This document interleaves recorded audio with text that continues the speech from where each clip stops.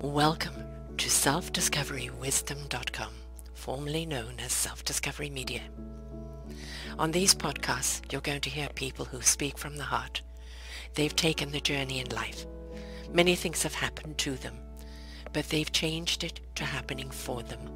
And in their strength, their courage, they've discovered their abilities and their wisdom, and they are now sharing it here with you. Do enjoy each show. We bring it to you with love and knowing that it's going to help you on your journey of life. Good morning, good afternoon, and good evening, everybody. Welcome back to another edition of Building Your Business right here on selfdiscoverywisdom.com. I'm your host, Sarah Troy, and all the way from Australia is Misty Henkel. Are you having problems with your sales? Well, she knows exactly what to do for you, how for you to have these low-cost sales programs, and she helps hundreds of people every year increase their sales. How? We're going to find out how today. She has numerous programs, but a lot of people kind of, you say sales and they start cringing. They have a wonderful product, or they have a wonderful system or something that they want to share with the people. And the moment you put sales attached to it, they kind of become a snail and just don't want to move forward. Well, she's there with her very unique method of communication, and she helps people build up their sales and never to be misunderstood. And at times, in order to be better understood, she will revert to telling a story. And that storytelling is something we can bring into our sales. It's not about, here's my product, what are you going to pay me? If we tell a story, if we make people feel engaged, if we feel that we're speaking to them, they're more likely to want to buy. Also, we've got to remember, they've got to buy you before they're going to buy anything from you. So let's find out about all her wonderful programs that she's got going on here. She is an exuberant woman, full of energy, full of wanting to connect people, to inspire people. She embodies it all. She also runs a wonderful breakfast morning for people like coaches and things, people like myself, to meet, get to know and support one another. So she's not just single-minded, she's very broad-minded on the people that she wants to help. But for some people, the word sales is so my queen, welcome to the show. She's wearing a crown for those that are just listening and not watching, because she's the queen of sales. How do we overcome that big fear of sales? Oh, what a great question.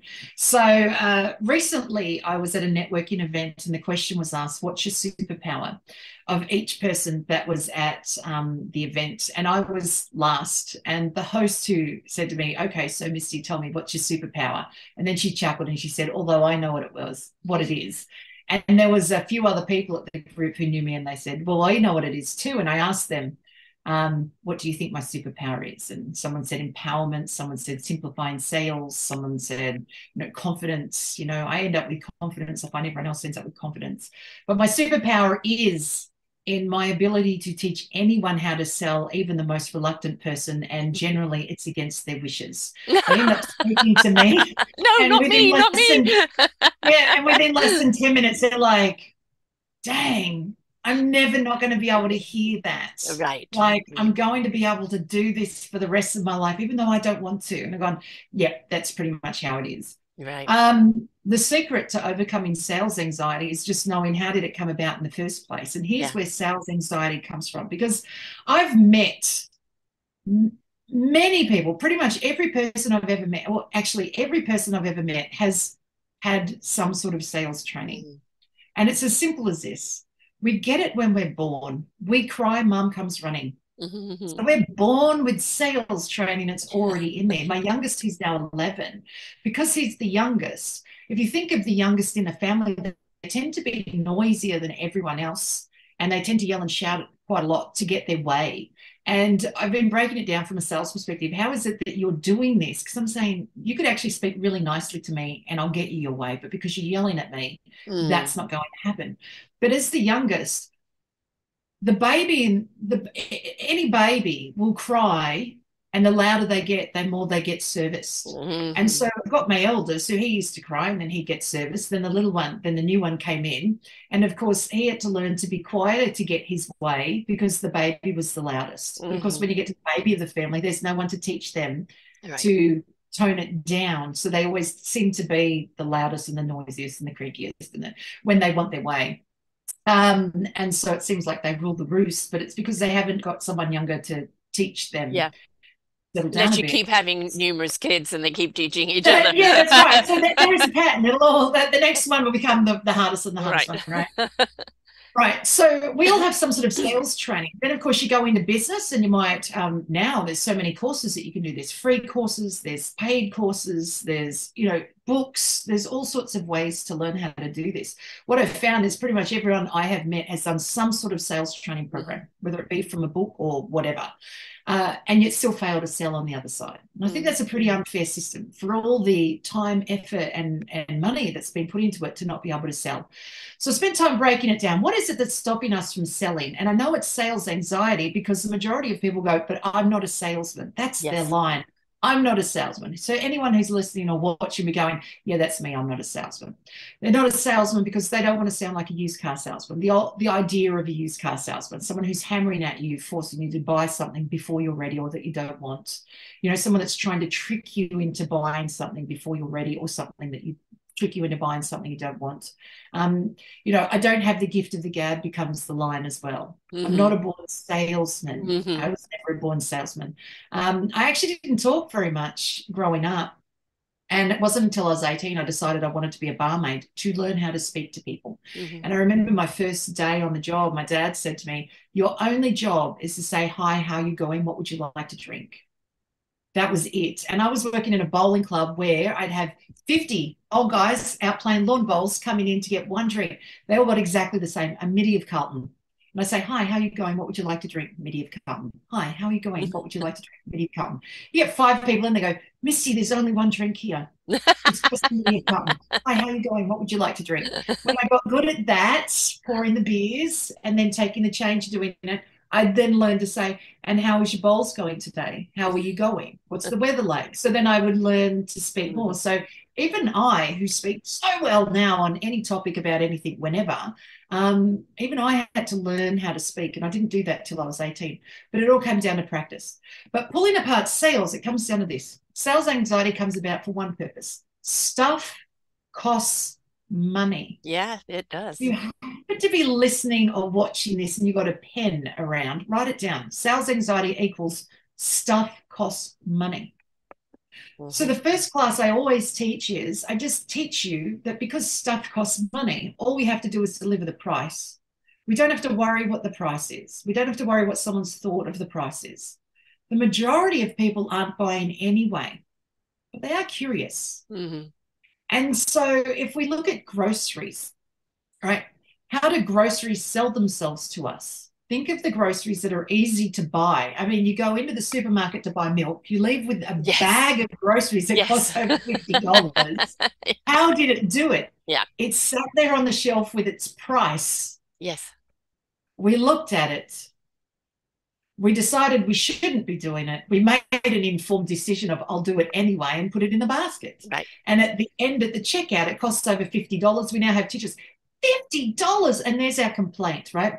The other side of it is stuff costs money and people will complain about it all the time. As salesmen, if we just get used to the fact that stuff costs money, it doesn't matter what the price is, stuff costs money, and that the customer will complain that they have to spend it, then all we have to do is wait for them to get their complaint out, stand there quietly, and then let them proceed one way or the other. So again, we go back to groceries.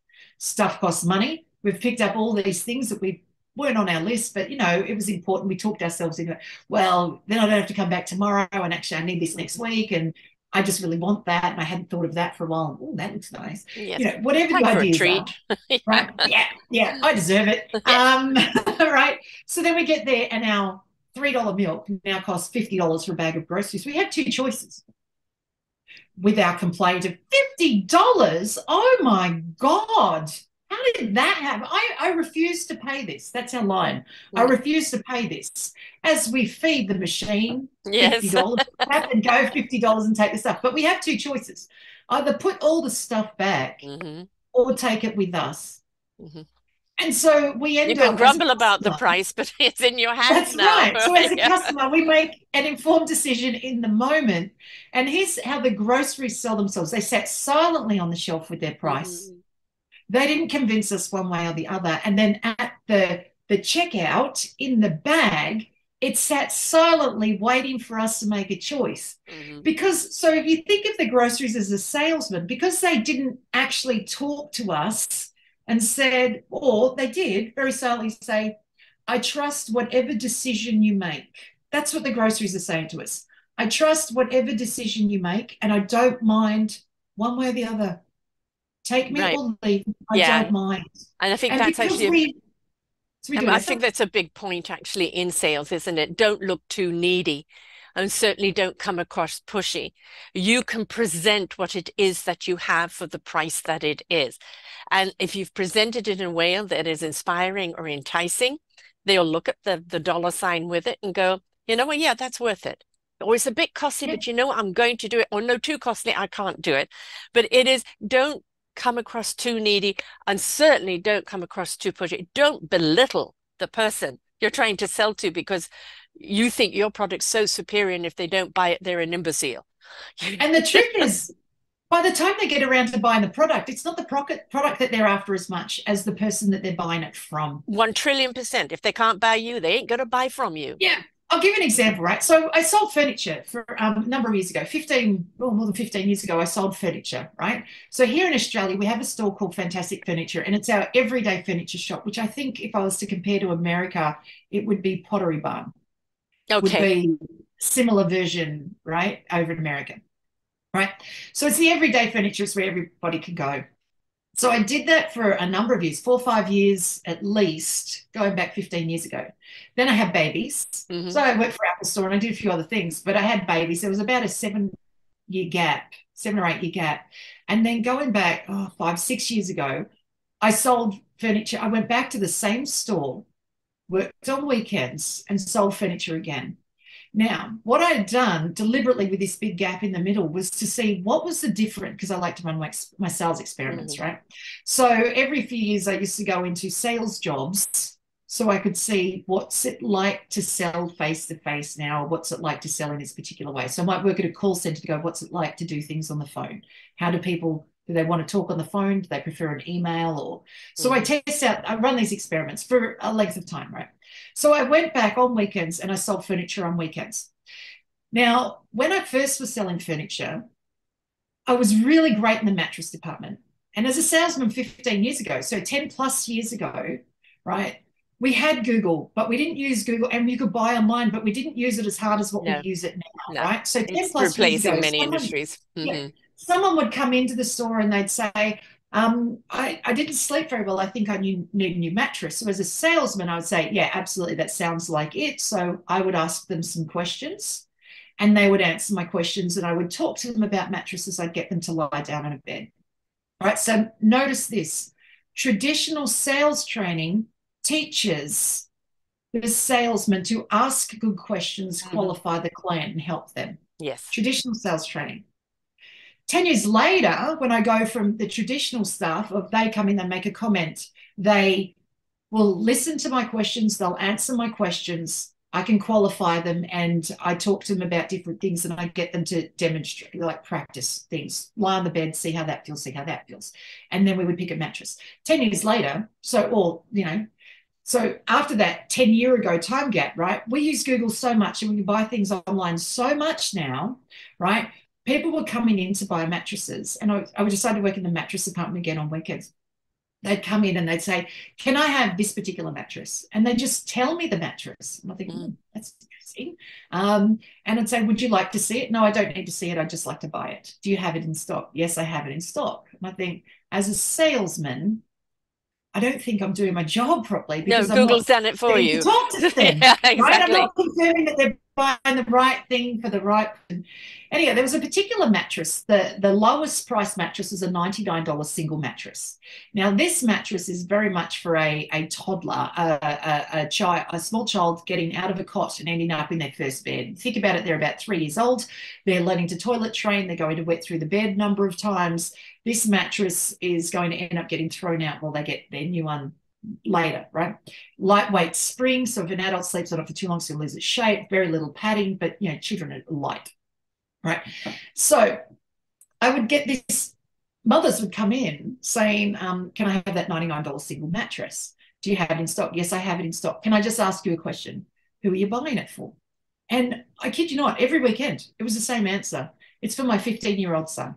Mm-hmm. Okay, great. Can I talk to you about that? Because that is not a mattress for a 15-year-old boy who's still growing. It's a lightweight mattress, and I would be very informative, and I'd speak like this. I'm a nice person, like I'm an incredibly nice person, and I mean everything with so much love. And I would speak to them like this, and they go, "Yeah, okay. So tell me, can you tell me who'll sell me that mattress?" And I'd say to them, "Well, I'll sell you the mattress. I'm just saying it's not right for what you're after." Yeah. And here's what they would say to me: "Yeah, I don't want to buy it from you now." And I would get to the point of arguments with people because, I'm the salesman and I Right. know more than you, the customer. And here was my biggest downfall, although great experiment, Mm-hmm. right? But here's my downfall because that was my thought. And this was a hard and long lesson to learn, but such an important one. I'd start to look and go, why? If you went online, I can clearly tell you went online. You know we have the mattress, you know the name of it, you know the price, and you know that it's in stock. If you look this up overnight and you know we have it, Why aren't you why just didn't going you straight just to the click and sales thing and buying collect? it? Yeah. Why Why didn't you come just to the complete it salesperson? and Yeah. go pick it up, right? And here's where it is. This is for everyone to truly understand. It's about the person you give the cash to. We can buy online, but we are so starved for actual attention with Yeah. anyone else, right? And then COVID's made this even worse for us because we had to buy everything online. We're so starved for actual physical attention from anyone that they would come into the store and they would hand their cash to the person that said thank you and smiled at them. Right. Made them It feel a didn't matter person. what they were Yeah. buying. They just wanted someone to Mm-hmm. say thank you for shopping with me. Mm-hmm. Now, they would have got a thank you at the warehouse when they picked it up, but it's not the same as handing the cash over to someone who says Yeah. thank you. After all, they work very hard for their cash and they're not giving it out to a dummy, Yeah. right? If I don't like you and you're horrible, I'm not giving you my cash because Mm-hmm. you don't deserve it. And I work too hard for it to hand it over to someone who's not going to treat it as well as I am treating it, right? So that really became how it was. So then I had to learn how to settle down with my thoughts and opinions and then just allow that and just say thank you, which made it easy for them to continue shopping the way that they'd planned to. Right. Now, moving forward as a salesman, I now have broken down that whole thing. Here's the thing: people go online. Customers today are very well informed. Our job as salesmen, because I bring this up before the traditional sales training, our job as salesmen from traditional sales training, ask great questions, has changed. Yes. Today, sales training doesn't work by the traditional methods of ask good questions, and qualify the client and help them find the right thing to answer the customer's questions. The truth is, today, the only person who has good questions is the customer. And we salesmen aren't privy to all of their research. Yes. I think, yes, Right? it's time for the salesman to actually look to the customer and say, oh, well, how did you find out about this mattress? Did you see it Exactly. online? Right. Exactly. Why did you particularly choose this one? And You could. did you look at this one as well? Because this one actually could do this and that. But so in that way, you're actually honoring the time that they've put in to look. You're Yeah. honoring the expertise in what they've decided they're wanting, but you're just giving them another choice to make. As a salesman, But I here's really the would like you thing. to look at this before you make a choice because I'd like you to make go away But with the here's right the one. thing. We salesmen, I hear what you're saying. And we think like this as a salesman too. I still know more than you do. But the truth is we don't. Because we don't know what they've researched. And when it comes to Mm. Google, and they've Googled everything, Google now isn't just what you find on the computer. It's what you've Yeah. asked every friend and family member. Google now is anywhere where you've got information, absolutely anywhere. And we can't possibly fathom the research that they've gone to. Hmm. So when they've decided to buy something, they've picked the right thing, but we're not privy to the problem that they have. That's why you need to ask them So, questions. Yeah. well, here's the thing: we don't. We have to answer their questions. If we answer their questions, they'll do it to themselves. And how do I know this? Well, we do it at the supermarket every day. Now, Hmm. on occasion, we get home and go, all right, so I bought the wrong thing. Poor choice there, but that was on me. Yeah. And now they've got no salesman to blame. Hmm. That was on me. I can go back and buy the better one later. So they can change their mind. But if we look at it like this and let the customer get their questions out and answer their questions, because I've gone back and thought about it. Think about the parents that were coming in, getting a $99 single mattress for their 15-year-old son. Now, I thought what they wanted was a mattress for their 15-year-old son. But that's just what they decided to buy to solve a problem. Now, what if the problem was their 15-year-old son was a drug addict and homeless, and mum just doesn't want him lying directly on the cement every night because it's cold? Mm-hmm. A $99 single mattress is a perfect solution. What if the problem is the 15-year-old son has now made it to 15, and for some reason, mum years ago lost contact with her son, and she lives in hope that maybe one day he'll come over for dinner and allow her to cook him a dinner. And if the bed was there, the option is that if he enjoys himself, he could stay. But it's never happened in 15 years. So if I have a bed, maybe that's the only reason he's never come over for dinner. Maybe. Yeah. What if? Yeah. The problem we can what if a lot of what mom if, has no money at all. Exactly. It could be this is all she can afford. It's better than what he's currently got, right? Yeah. So the problem is that as salesmen, we think we know the answer. But actually, looking back, I was a horrible salesman. I told all these mothers that they were awful mothers and doing the wrong thing by their children, when actually I had no idea what their problem was. And this is the problem that we salesmen face now, is we're actually not privy to the problem. But yeah, and we can't ask to find out. Right. This is something that I was involved with network marketing, and so I've had so many people pitching things to me through the years, and it's like, you haven't asked me any questions. So how do you know that this product is what I need? Right? Yes. It is, speak to me. I will actually reveal what it is I'm looking for. And then it's up to you to say, I've got that. But don't try and sell me something that I'm not at all interested in, because now I'm just yawning. They don't even ask. They don't even ask. Do you they buy just this pitch. They pitch without it is. And it's like, the old rah-rah salesperson. You got to buy this, that, etc.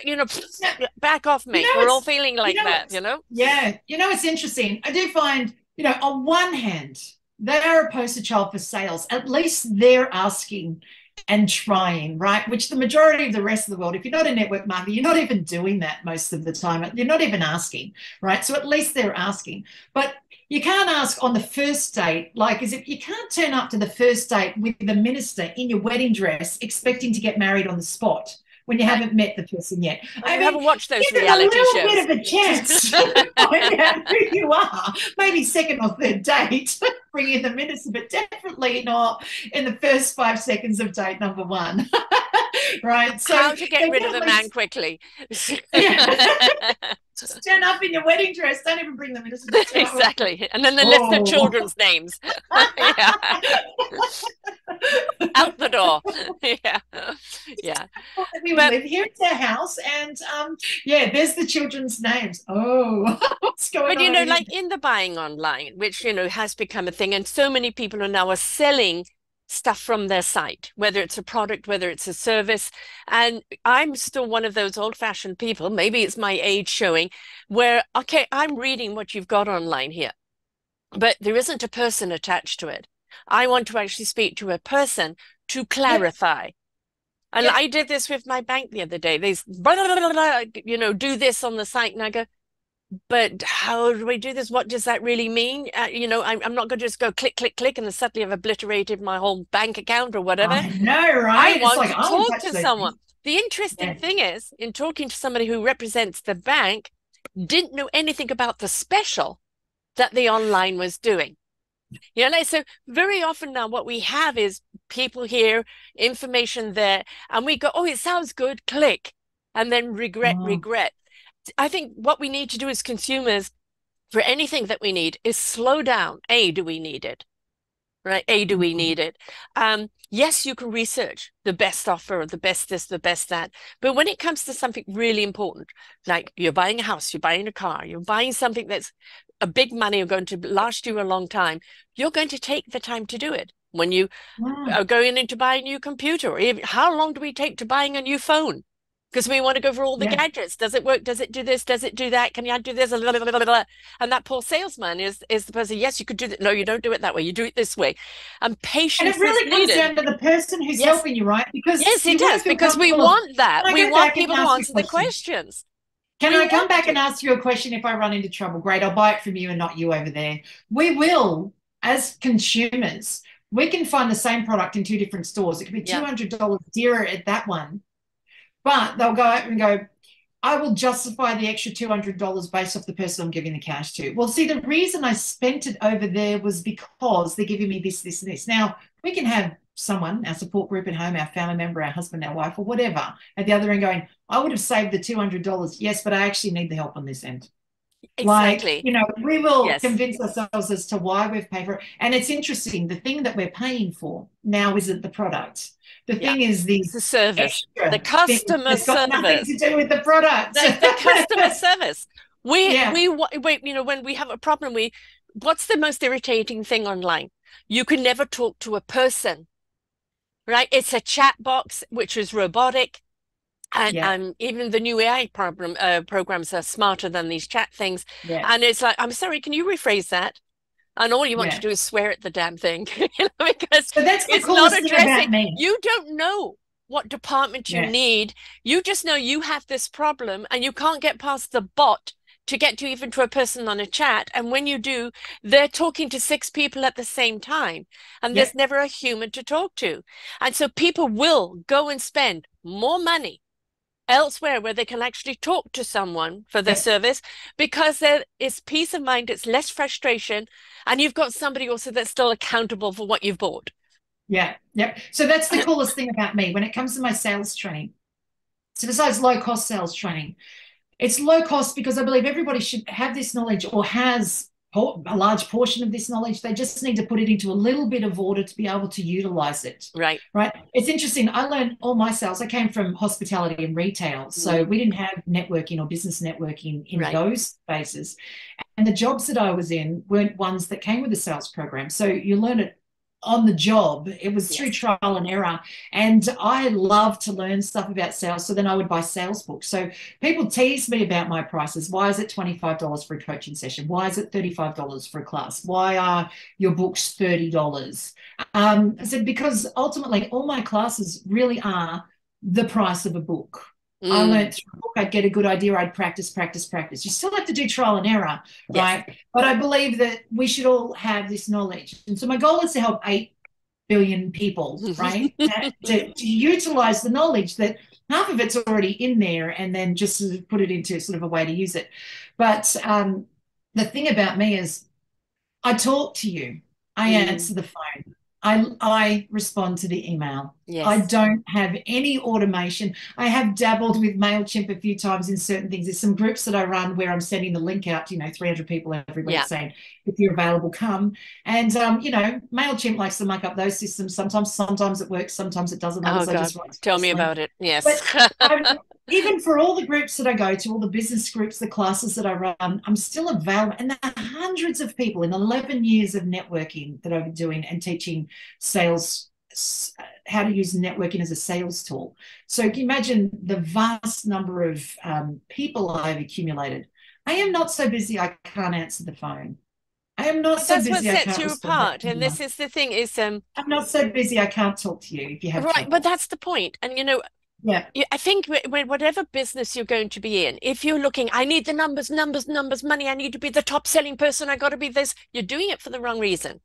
If you're doing it, that it's one person at a time, what we have is a ripple effect, because whatever that person now that you have helped is doing whatever they're doing better and having more accomplishment, that ripple effect is out there. And I think if we just look at that domino effect of how quickly things can move when we inspire and empower other people, this high thing of God, I got to be up here, up in the sky. It's a very fast and furious fall back down to the ground. I prefer, the arm in arm, hand over to the next person, the next person, the next one, pay it forward, pay it forward, pay it forward. Because I think we'll actually, together in our own individual gifts, empower each other to a point where we're helping everybody. So I think the big question whenever you are helping somebody or working with somebody in sales or anything is, why are you doing it? Why are you doing this? Whom do you want to serve? And what is the ultimate achievement on this? Yeah. And if it is not about empowering other people, but it's all about the ego of self, they're in the wrong business and they will fail. So I've tilted my screen, right, to show you my wall. Up the top, those 4 sheets for those who can see watching on YouTube, right? So those 4 sheets there, these are sales sheets, they're sales tracking sheets. I run a class called the Sales Edge, so it says it. And it's about small disciplines repeated every day that equals sales success. So this class is like a $35 class with me, right? And it's about tracking your sales. And it doesn't matter what it is, so long as it was a paid thing. It wasn't a swap thing, it wasn't for free, it was a paid sale, right? And so I'm up to like, what am I at? I'm at 104 now, like on the list, right? So this started back end of March. The idea behind the Sales Edge is to convert 1 sale per day, right? 1 sale per day. It might be like, well, if I convert at 9 o'clock in the morning, surely I can do 4, right? Why can't I do 10? Why can't I do all this? But at the end of the year, if you convert 1 every day, you've got 365 sales. Now, when you say 365 in a year, people go, ooh, wow. Yes. Actually, that's a lot, right? So I'm up to 104, but here it is here. But you said something very important. I say this in class all the time. How did I get 104 sales? 1 at a time. Yes. Don't get multiple at once. They might buy multiple things on a docket, but you get 1 sale at a time, which means you can only talk to 1 person at a time. If you spend the time to talk to 1 person deliberately every day, 1 person, and you get a sale from them, honestly, take the rest of the day off. On day 1, it seems like a waste to take the day off. Sit down, read, buy yourself a piece of cake, watch a movie, right? Exactly. But if you do that tomorrow, spend some time on self, right? Just know that you did your job, and it doesn't matter what the price value was. Know that you did your job, take the rest of the day off. Because if you do 1 first thing in the morning and think, oh, I can get fancy and do another one, what often happens is we get on a roll and we get 3 or 4 in a day, and then something happens, we don't get 1 the next day, and then something worse happens, and then we seem to take the rest of the week off. And then a whole week has passed or 2 weeks have passed and think, I've done nothing. So you got 3 sales on the first day and now you've done nothing for 2 weeks and you're wondering where your sales are going. It's the practice of just doing tiny things every day. And it doesn't become intimidating either that way. You know, it's manageable. And, you know, it isn't just about what you're selling. You've got a whole pile of other things behind whatever it is you're selling. So it gives you more time to kind of finesse whatever it is you're selling. And you practiced. Yes. 1 thing at a time. One thing at a time.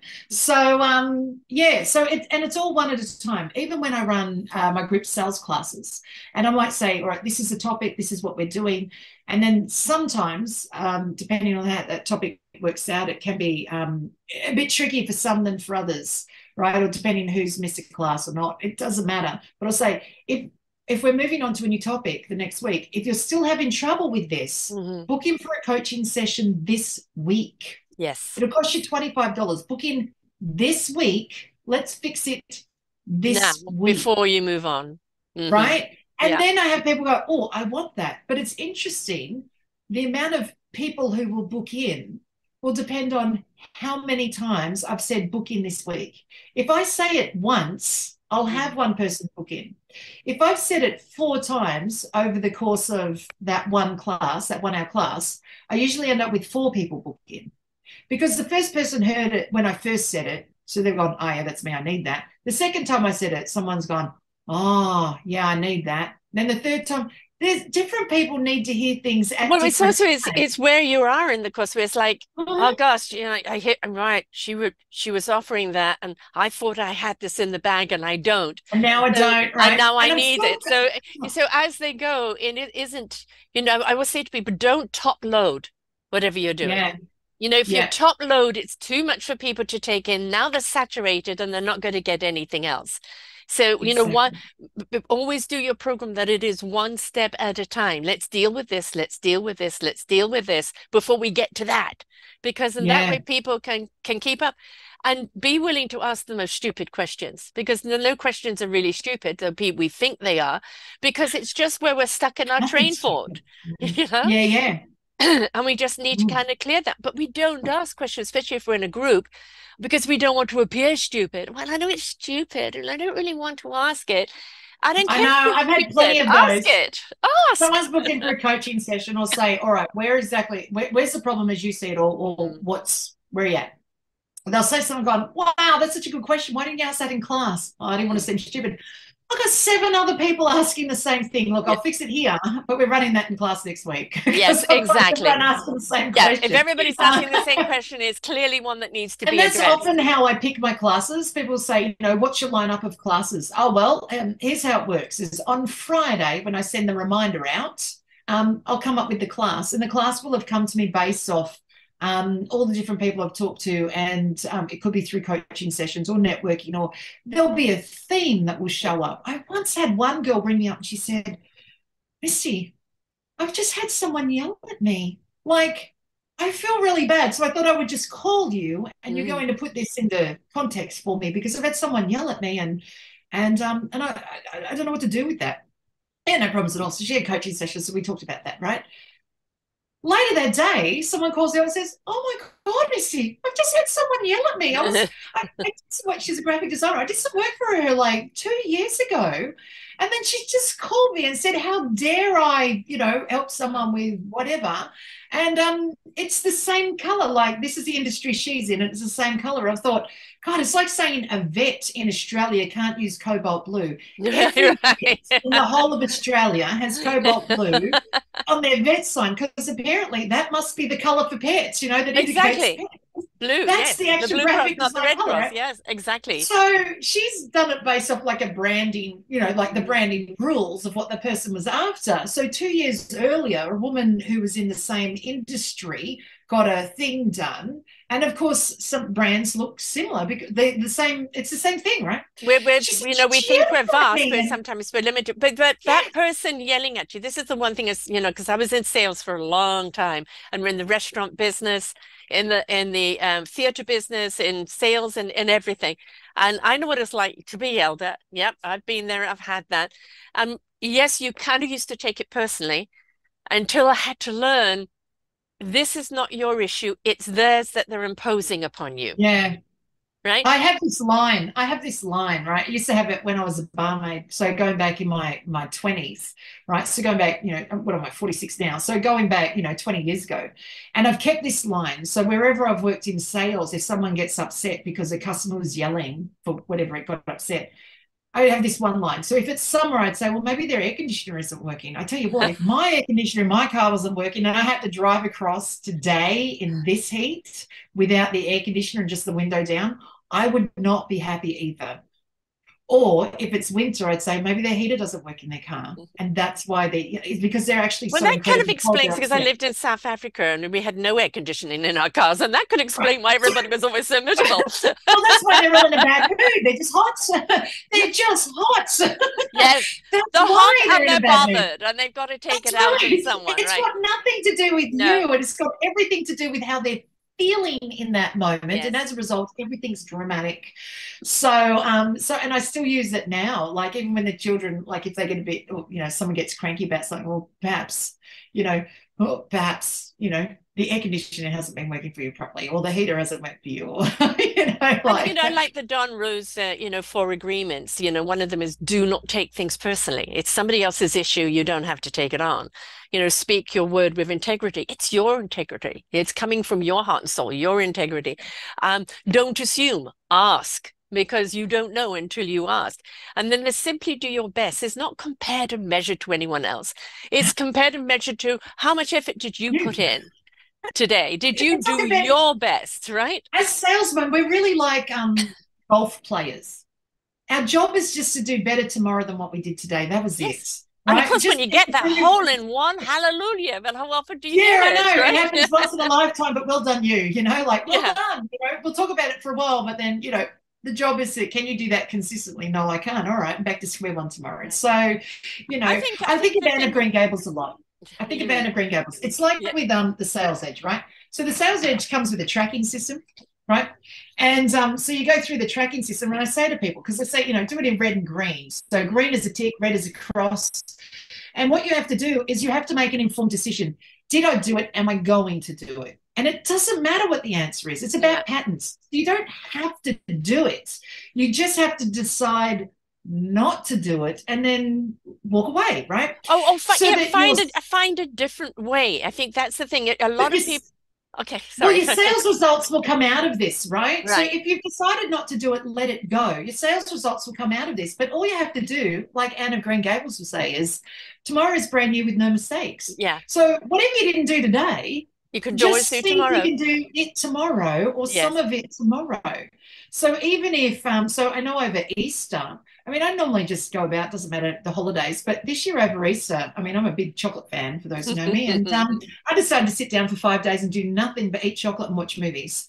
And that was it. So, of course, by the end of it, so enamored was I by this lifestyle, I found it very hard to get back up and start getting into things. So I started getting like these red crosses everywhere. And I've gone, you know what? I only have to do one thing. I can have all red crosses on this week's sheet, so long as I get one green tick somewhere. Yeah. Just pick the green tick. Just go with the green tick. And then next week, maybe I'll add in a second green tick. That's it. Don't be hard on yourself, right? Don't beat yourself up. It's like to do better tomorrow. Right. And it's also like, the way you sell. I mean, some people, you've got to do cold calling. You've got to get on the phone. You've got to do that. You've got to break through. And it's like, no, that's not my style. That's not my style. So what you got to do is, what is your style? Where are you comfortable doing this, where you can feel so engaging that people want to talk to you, that people want to know what it is you've got? And I think we have to find that niche of how we represent ourselves. And there is no one size that fits all. There is no, you've got to do it this way. You should do it this way. It's the encouragement. Have you tried it? It didn't work for you. Okay, cross that off. Okay, what are you going to try next? Until you find that something that is you're comfortable. Because when you're comfortable and you're truly being authentic of who you are and why you are, people want to know you. And when they want to know you, then they feel more comfortable buying from you. Yeah. So sales is so easy. It's this. If you say what you sell and how much it costs 30 times a day, you will get sales. That's it. We make it so hard. But if we were to just repeat it over and over, have a think about McDonald's. Biggest name in hamburgers across the world. Why? Because they run an ad that says we sell hamburgers, they cost like $10. We sell hamburgers, as a meal, it costs $15. We sell hamburgers. Now, the majority of people aren't buying the hamburgers, but we've got the message. At least I know what it is and how much it costs. Right. And so along the way, inside their consistent ad going out over and over and over for over 30 years, right, is the majority of the world aren't buying, but some do. And it's in the sum from the massive numbers. Yes, you don't need everyone. You just need a small percentage. Right? Yes. And then what happens is we go to work the next day and say, I decided to have McDonald's last night. Oh, yeah, what did you get? How much did that cost you? Yeah. Like, that's the only thing the next person's asking. If we can deliver that information, now we're delivering the McDonald's ad. Yeah. So if you notice here, you would notice, Sarah, and I wonder who else noticed, that I mentioned what I sell and how much it costs a number of times. Yes. Right. Which means every time somebody listens, they're going, oh, she runs a class called Sales Edge. It costs $35. Oh, she does coaching sessions for $25. Right. I only have to say it. You don't have to like it. You don't have to want it. You don't have to buy it. The message goes in. Yeah, exactly. You can't stop it from happening. So the big secret with me is I teach people how to say what it is that they sell and say the price. After that, you can run it through every single piece of digital media or any way. If you can say it, people can buy it. Right. If you do everything on digital media and you're running low in sales, there's a good chance that at some point the customer wanted to speak to the salesman. And if you're not speaking to them, they can't buy. So the only thing as a salesman you need to know is how to say, what is it that you sell? And it's like this. If you're a life coach, you sell life coaching. And it will cost whatever the price of a session of life coaching is, right?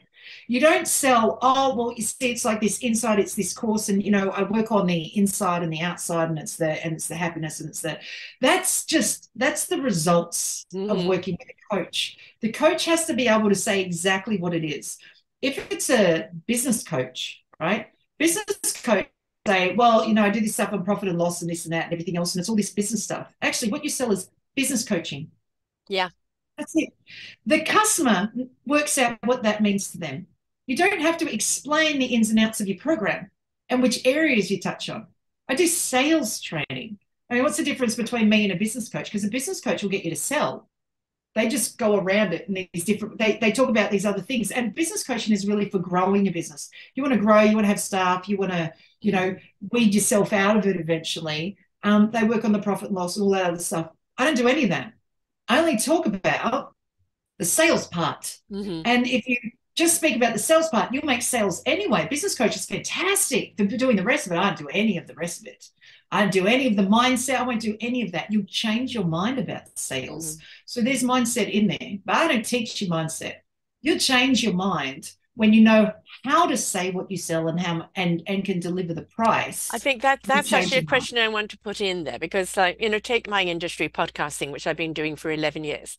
And it's really been an up and down industry as far as whether somebody charges or whether somebody doesn't, or this or that, or people saying, no, go and get advertising, or I don't pay for that. And you've got all such a mixed bag. And it's, I have definitely found it difficult along the way. And so basically, I'm a free will person. Everything you do in life has to be free will. Speaking to me right now, it's your free will. If you don't want to, you're not going to.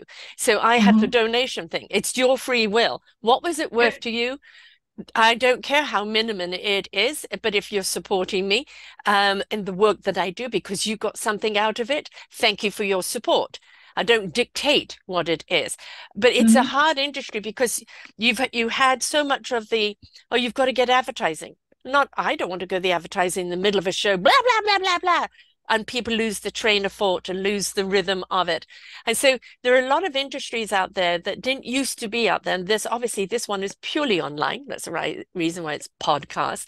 And that, it didn't have a template to kind of look at what pricing should be. And I'm sure there's so many people that I talk to through beginnings of COVID saying, I've always been working in the industry, in the corporation. Now I've got to create something online. How do I charge for that? What do I charge for that? It's a different dynamic. So what would you say to these industries that are kind of struggling to find that niche or that way of selling? Here's how prices come about. And I've asked this many times to many people through many classes and business groups. I ask, how did you come up with your price, right? And they'll say, well, I looked at the industry and I looked at this and I looked at that and I didn't want to be the lowest, but I didn't want to be the highest and blah, blah, blah. Ultimately, though, when all said is done, I get right to the end and I just go, okay, so I've heard you say all of that, but ultimately, here's how your price came about. You just decided to pick something. It doesn't matter what you took into account. Decide what you want to get paid for it. Right. And then the reason people don't buy is not because of what your price is, but because of how you deliver the price to them. The number one sales question that is towards someone looking to buy is, how much does it cost? This question is so important as a salesman for us to be able to answer, because when a person says, well, how much is it? That's actually all they're asking. They're just saying, how much is it? And they're already putting themselves on that track towards possibly buying or passing a message on, or, buying down the track. If I know how much it is, I can make an informed decision for now or later. Yes. Right. And so since it's the number one question, we should be begging a customer to ask us so that we know where they're at in the whole sales process. It's the only question that we need to be able to answer really well. And the answer becomes this. Let's say your podcasting was $100. How much is it to speak on your podcast? $100. Not, oh, well, you see, what I've done is it's $100. It's the not saying the price easily that becomes your sales problem, not the price. Right. Now, if you say $100, today's salesman only has to deal with the comment that comes back. $100? Oh my God, I would never spend that to speak on a podcast. Here's your answer. And this is for everybody. Here's the answer. I know, right? Crazy, isn't it? Mm-hmm. Stop talking. Leave it up to them to sort Yes. out what's their actual problem.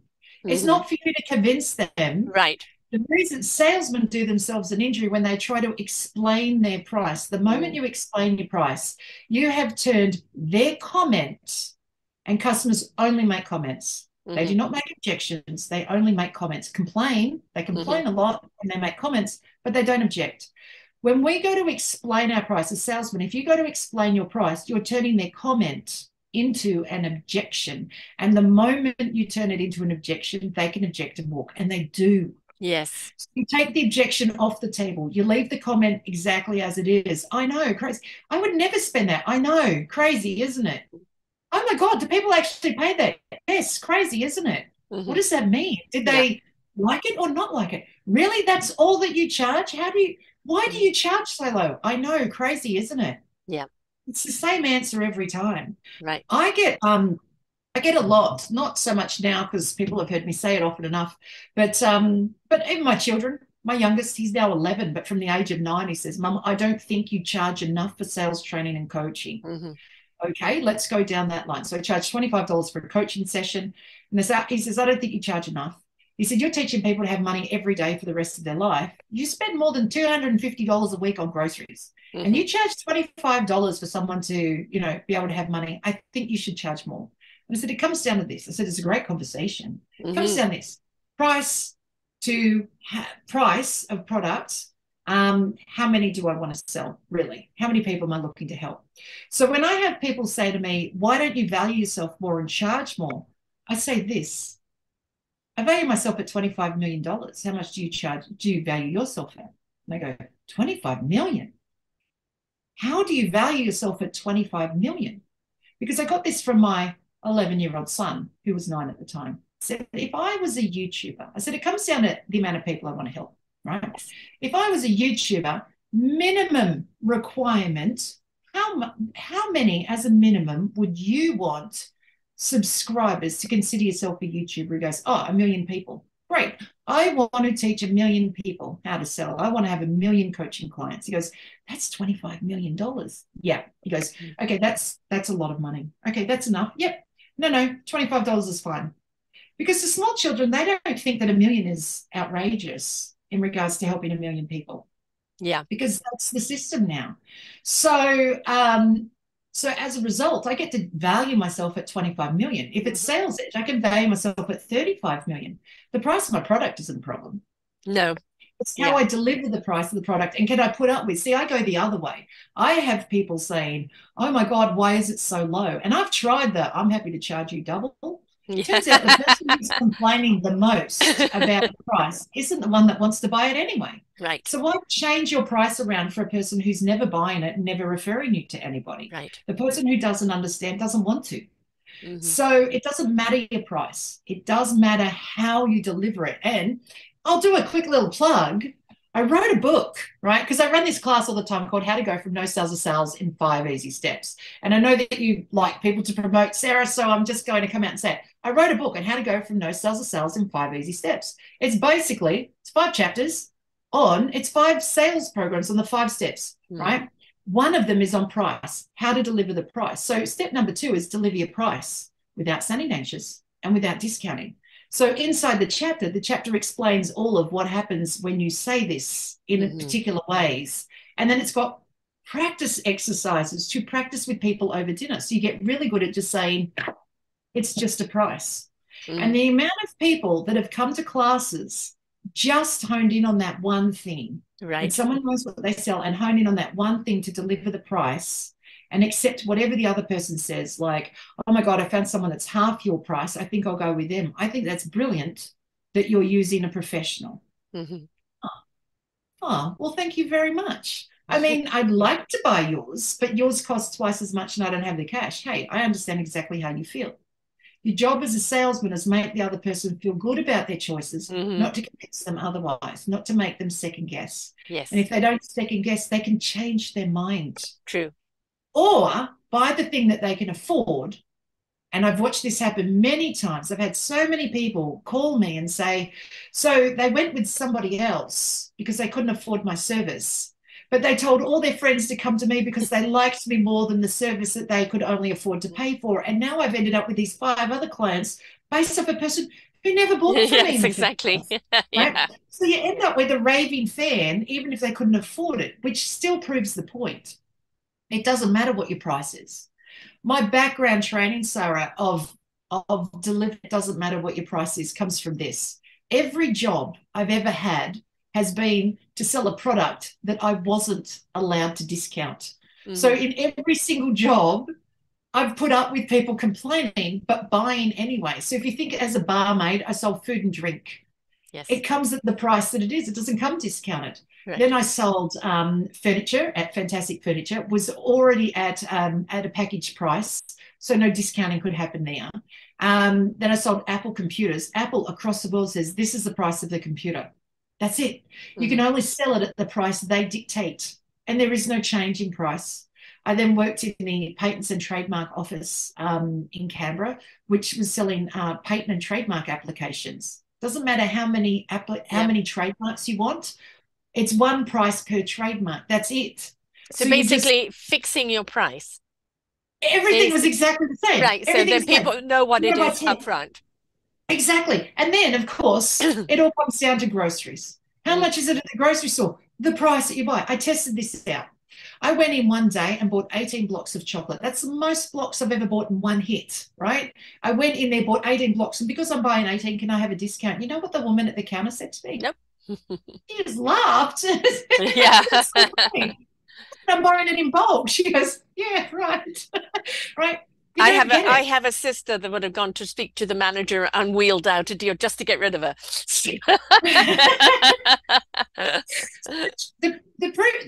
The proof becomes that everywhere I've ever worked, and I've had different sales trying to say, where do you get your training from? Is all my jobs, and why do you talk so heavy on price? Because all of my jobs, you had to get around the fact that nothing was discounted. They bought it anyway. They cried a lot. The customer cries a lot, but we do it at the supermarket. $50. Yes. Yeah, I know. Oh my God, this is $2 more than last week. Yeah, I know. Gas. I don't know about you in Australia, but here in Canada, where they pay the most gas in British Columbia, and it just went up 20 cents, and it's going to go up again a litre. And it's like, yeah, we cry buckets at that, because it's like you never know when it's going to go up. And you buy it anyway. and we know we have to, because we still have to get around, right? So I think that's where people come to, is what do I have to spend money on? Uh-huh. And it becomes about priority. So, of course, when it does come to things like coaching or this or that, a lot of people go, but do I have to do that right now? Can I afford to do it right now? And then the question of, can I afford not to do it right now? Yeah. And I know that, your sales, and for me, whenever I was in sales, I was Mobile Oil's first woman rep in South Africa. I knew nothing about oil, nothing, but I knew customer service. And I knew when they were unhappy and when they were happy and what they needed. And that was my job to make sure they got it. I didn't need to know about the oil. They knew all the composites of the oil and what they liked and what they didn't like. That wasn't my job in my eyes. It was, what did they need in order to stay with Mobile Oil that made them happy? Yeah. So for me, money has never been the big thing in the sense of that what I've dealt with. It's always been about the customer service. Yeah. Yeah. The money sits on the other side of help. I mean, I say this in class all the time. I believe that we're all being put here with a specific skill that we're supposed to use to help somebody with. And the skill could be, and I use this with inverted commas, the skill could be, if you're a network marketer, in that you're so enamored by your product that product, it helps people in a particular way, that your skill is in wanting to help people that way. So that you're so interested in that story of, like, if it's a product like LifeVantage sells a product called Protandim, and it's to help people who suffer from aches and pains, like, say, inflammation of the hands, right? So if you believe in having that managed, because most likely you suffer from it yourself, and you know the stories that sits behind the drama of putting up with, like, painful hands and not being able to pick things up and carry grocery bags, right? Then you have been put here to pass that story on, to say there's a way that can be helped, right? So relatability. everyone's put here with a story that you're supposed to pass on. Yes, I agree. Now, if you don't have very much money, it means that you're not passing your story on very well. You're helping people, but you're not helping them with the story you're supposed to be passing on, right? Because everything can be paid. So you're just not passing on the story properly. People don't want things for free. They complain about paying it, but they do consider fair is fair. You've helped me, so I'm going to reward you. I want to say thank you. It's easier to do cash as a thank you than try and work out, am I supposed to get them flowers? Was thank you enough? Do they eat chocolate? Are they a recovering alcoholic? Should I not buy them wine? I don't know. What am I supposed to do? So cash is an easy switch over. So if you're not earning enough, then the truth is you're not helping them the right way in order to swap it. It's cash for thing. Back in the olden days, 200 years ago, right? Each person had one thing that they did, and all they did, nobody really had that much money. So if I was, let's say I made cheese, and I needed my kids to wear shoes, then I'd go find the local sandal maker and I'd say, can I swap cheese for shoes? Exactly, the barter system. Yes. Now it's just, it is barter. It's cash for thing, but now we just put a price on it. So it's like, I don't have to think too hard and negotiate. Let's just do a swap and be done with it, right? The thing they're buying is more valuable than the cash they're giving up. Like my book, right? No one would spend $30 on a book unless they considered the information in the book more valuable than $30. That's the system, right? I can sell the same book for $90. They just have to consider it more valuable, the information more valuable than the 90 they're handing over. And we think value in many different ways. I have a book from Grant Cardone. Grant Cardone is the second greatest sales trainer on the planet, because first. But I have a book from Grant Cardone that I bought only from him. And his books are hard to find because you can't necessarily get them from all these other places. But I buy things only from him personally and his website because I believe in him and I want it to go straight to him. Yeah. It cost me 3 times the book to get it sent to me to Australia. So if the book cost $30, it cost me over $90 to get it sent. And while I was incredibly upset to pay $90 to the post office when I prefer to pay it to Grant because his book was worth it, I still paid over $120 for a $30 book. Right. Because the information in the book was is priceless, more valuable than the 100 that I was given. Exactly. Right. Yeah, and I think that comes down to it. What does it mean to you? You know, when we look at something, it's like, you know, what is the value to you? You know, somebody had $30, $40, $90. Some people have $100. You know, is what are they selling that could be something worth, you know, to you? And I think, you know, consumers beware, yes, because there's an awful lot of people out there selling something with the flash and the dash and the tinsel and the glitter. And when it comes down to it, the substance isn't there. So I think you really do have to kind of do your due diligence. And this is why I like to see and about when I go to a site, this is where testimonies are good, but you've got to be careful because not only can AI write the testimonies now, but testimonies can be fake. And so this is like, make sure if you're purchasing something that's going to cost you a few dollars, that person has time with you to reassure you of what you're buying. If they've got no time for you in your purchase, then that's a red flag as far as I'm concerned. Yes, it really comes down to in the end, the customer decides what they're buying. So I've had some people join my group sales classes they join because they want to come to class and they want to learn and they want to do it. I've had other people buy because they go, I just really like you, Misty. You're out helping everyone all the time. I want to make sure that you're continuing to do that work. So they join class as a way of, I'll give you the cash, but I'm never coming. Right. So then I have some people that do it just fully as almost like with you, right, as a donation type thing. I've had others who have joined class and after 12 months, they've never turned up. They've never responded to an email. I don't even know if it's their right contact details anymore. I then, some people I ask if they want to renew. Those ones who I've never heard from in an entire year, I tend not to. I just take them off the list and just let them continue doing whatever it is that they're doing. Those ones I often find within 4 weeks of them not receiving the weekly reminder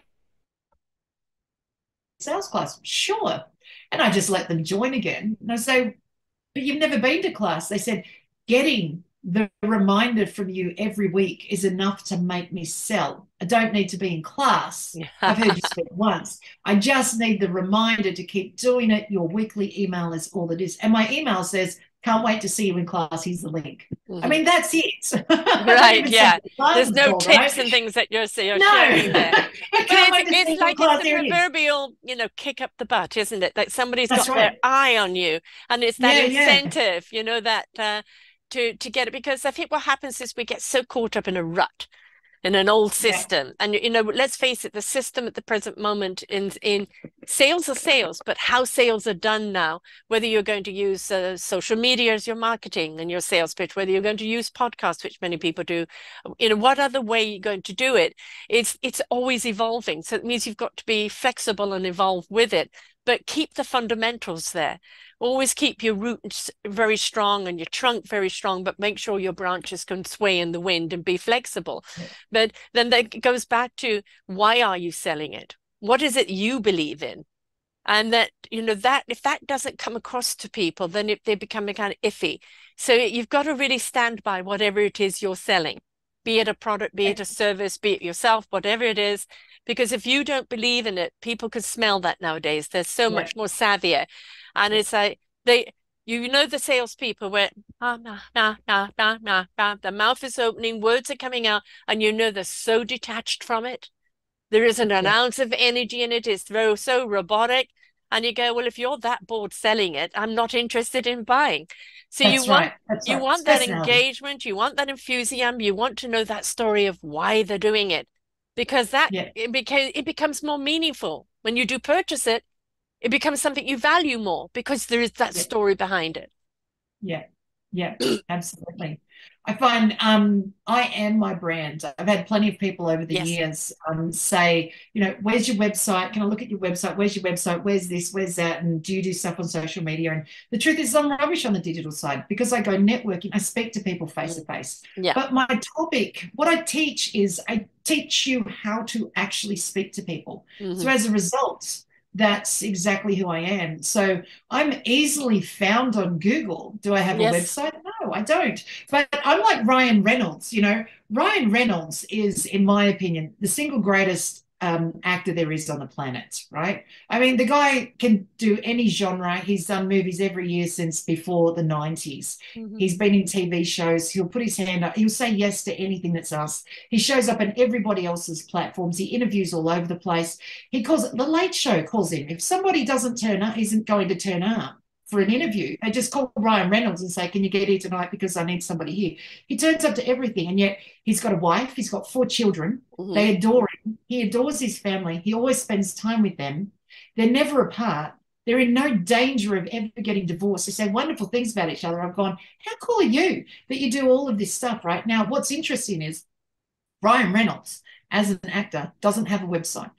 And yet, if you Google Ryan Reynolds, he shows up everywhere on Google. Why? Because he shows up on everyone else's platforms. Yes.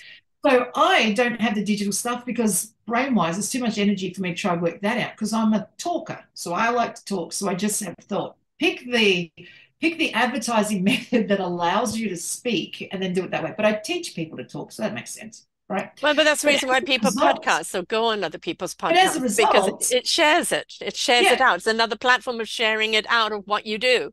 Exactly. As a result of turning up on other people's podcasts or being interviewed or having a pitch taken or something like that, my email is through Gmail, which is Gmail owned by Google. As a result, Google's compiled all this stuff on me from showing up on all these platforms that aren't mine. Right. So as a result, as long as you get the spelling right, Misty Henkel, Henkel, right? You do Misty Henkel, like Ryan Reynolds, I show up all over the place, right? Actually, I hadn't connected that because I'm a Gmail too, and I've researched something and I put my name in, and of course, wherever I am, whatever platform shows up, but also so do my shows that I've done. Yeah. And sitting there's 3,000 of them out there. There's a lot of shows. Yeah. Right? So I hadn't made the connection that Google was doing it for me. So thank you, Google. Google is doing it for you, right? Yeah. So yeah, so I say I'm as easy to find as Ryan Reynolds. Hmm. Probably easier because my Google business page has my address. So, you know, like I'm even easier to find than Ryan Reynolds. Um, so How yeah, much do but you work with people outside of Australia? Because you like to work one-on-one with people, but you obviously work with one-on-one with people online. But you know, yeah, how broad do you go across the world? all over the world. I'm in a group called Happy Neighborhood Project, which is come from America. It's about 55 to 60 free networking groups a week that are up, and I'm in that group, and I'm a co-host of one of the groups there, HMP Movie Lovers, and so as a result, I get to meet people from all over the place, and so I'm probably 50-50, you know, half Australia, half overseas. Hmm. As well. The secret to working overseas is fit into their time frame. Here, Yes. I'll give you the single greatest thing, Sarah, and this is for everyone too, right? As a sales trainer, not everyone wants sales training. They might need it, but they don't want it, Hmm. right? So if someone says, "Oh, Missy, you're so amazing, you need to speak to my group," I go in and I say, "Get your group to Google me first so they get a feel of who I am." I've now got like a YouTube channel, so I've got free sales class on there. So they get a feel of who I am, because how I show up on YouTube is exactly how I am. Like I'm like Hmm. this all the time, right? So they get a feel of it, because I know I've often gone in to speak and people go, "Wow, this is amazing. I don't know what to do with." Yeah, she's good, but you know, they've come with a thought of, "I'll collect the information, but I'm not going to do much because, you know, what else am I going to learn from sales training?"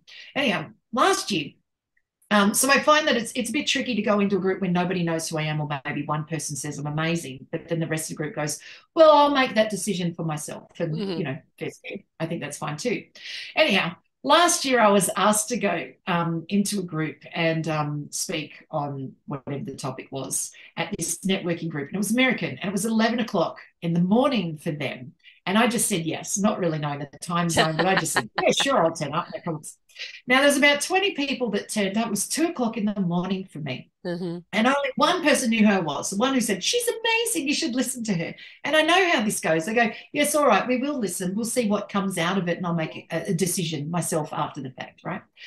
Anyhow, I happen to say this. I've gone, "I'm so excited to be here because it's 2 o'clock in the morning for me." And everyone went, "Oh Yeah. my God, I better write really good notes, because if you're turning up at 2 o'clock in the Yeah. morning, I better be paying attention." I've thought, that was the single coolest sales tip I could Yeah. pick up, like I've ever picked up, is turn up at whatever time suits them, regardless of the time on your end, and then tell people what time it is at your end. And then I had captured the entire group just like that, as being, "She's the greatest sales trainer on the planet." All 20 people had nothing but amazing things to say, all because it was, you know, some crazy time at my end. Yes, I've interviewed people So where it's 3 o'clock in their morning. Bless them. You know, take yeah. advantage of the time Yes, that you're yes. turning up to things, and turn up in the middle of the night, because people love you for it. Right. So that works really well in sales Well, too. let's do a little breakdown. You've got the book, How to Go from Sales, from No Sales to Sales. You've also got the Overcoming Obscurity book as Yes. well. And both of those can be purchased through where?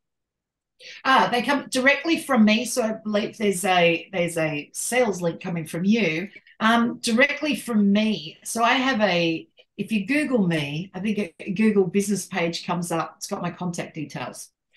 My email address is Misty Henkel, MistyHen for Nelly, Kel, @gmail.com. You Hmm. just have to Google me, "I want a book." That's it. I respond back and ask which one. Most people end up with the first one first, unless you will both straight at once. $60 Australian, free shipping all over the world. So, oh, sorry, $30 each Hmm. Australian, free shipping all over the world. So, um, so yeah, it's directly from me. No Amazon, no nothing else. It's all from me. Just come to me and I can help you out. And I'm going to go just over the sales thing. So, closing sales every day. The cost is $35. You've got Practice Makes Perfect group sales classes. Yep. That is a group of, that's 150 for 6 months. 156 months. Yeah. Wow. So I run 5 live classes a week, and it's like a gym timetable. Hmm. The timetable stays the same. The topic is the same all week long. So imagine this week we're doing yoga, and next week we're doing, I don't know, karate, Meditation, right? yeah. Exactly, right? So there'll be a different topic each week, but I run 5 classes of it live. Mhm. So you pick whatever time suits you.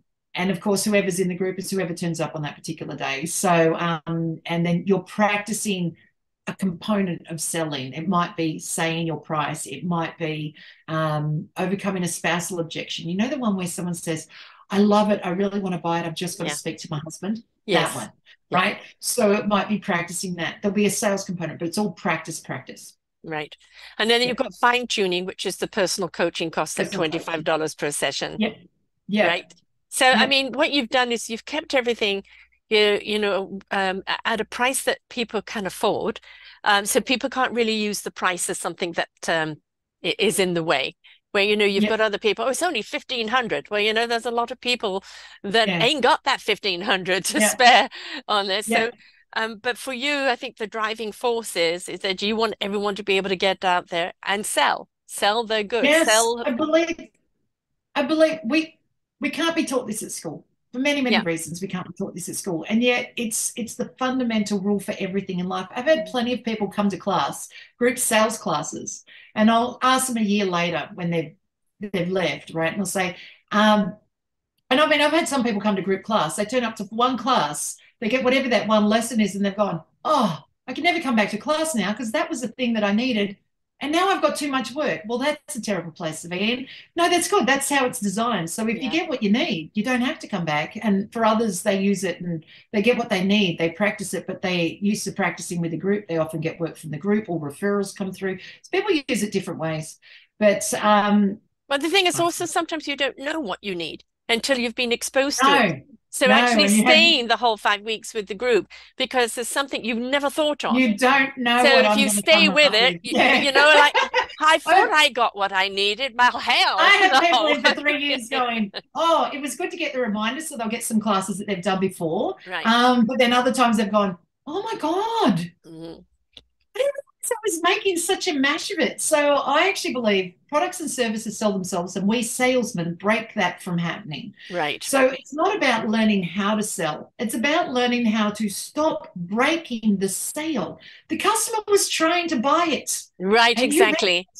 So Yes. let's just stop doing that then. Yeah, And so exactly. it'll be something Make the really sale simple. easy. They're in Once there you to learn buy.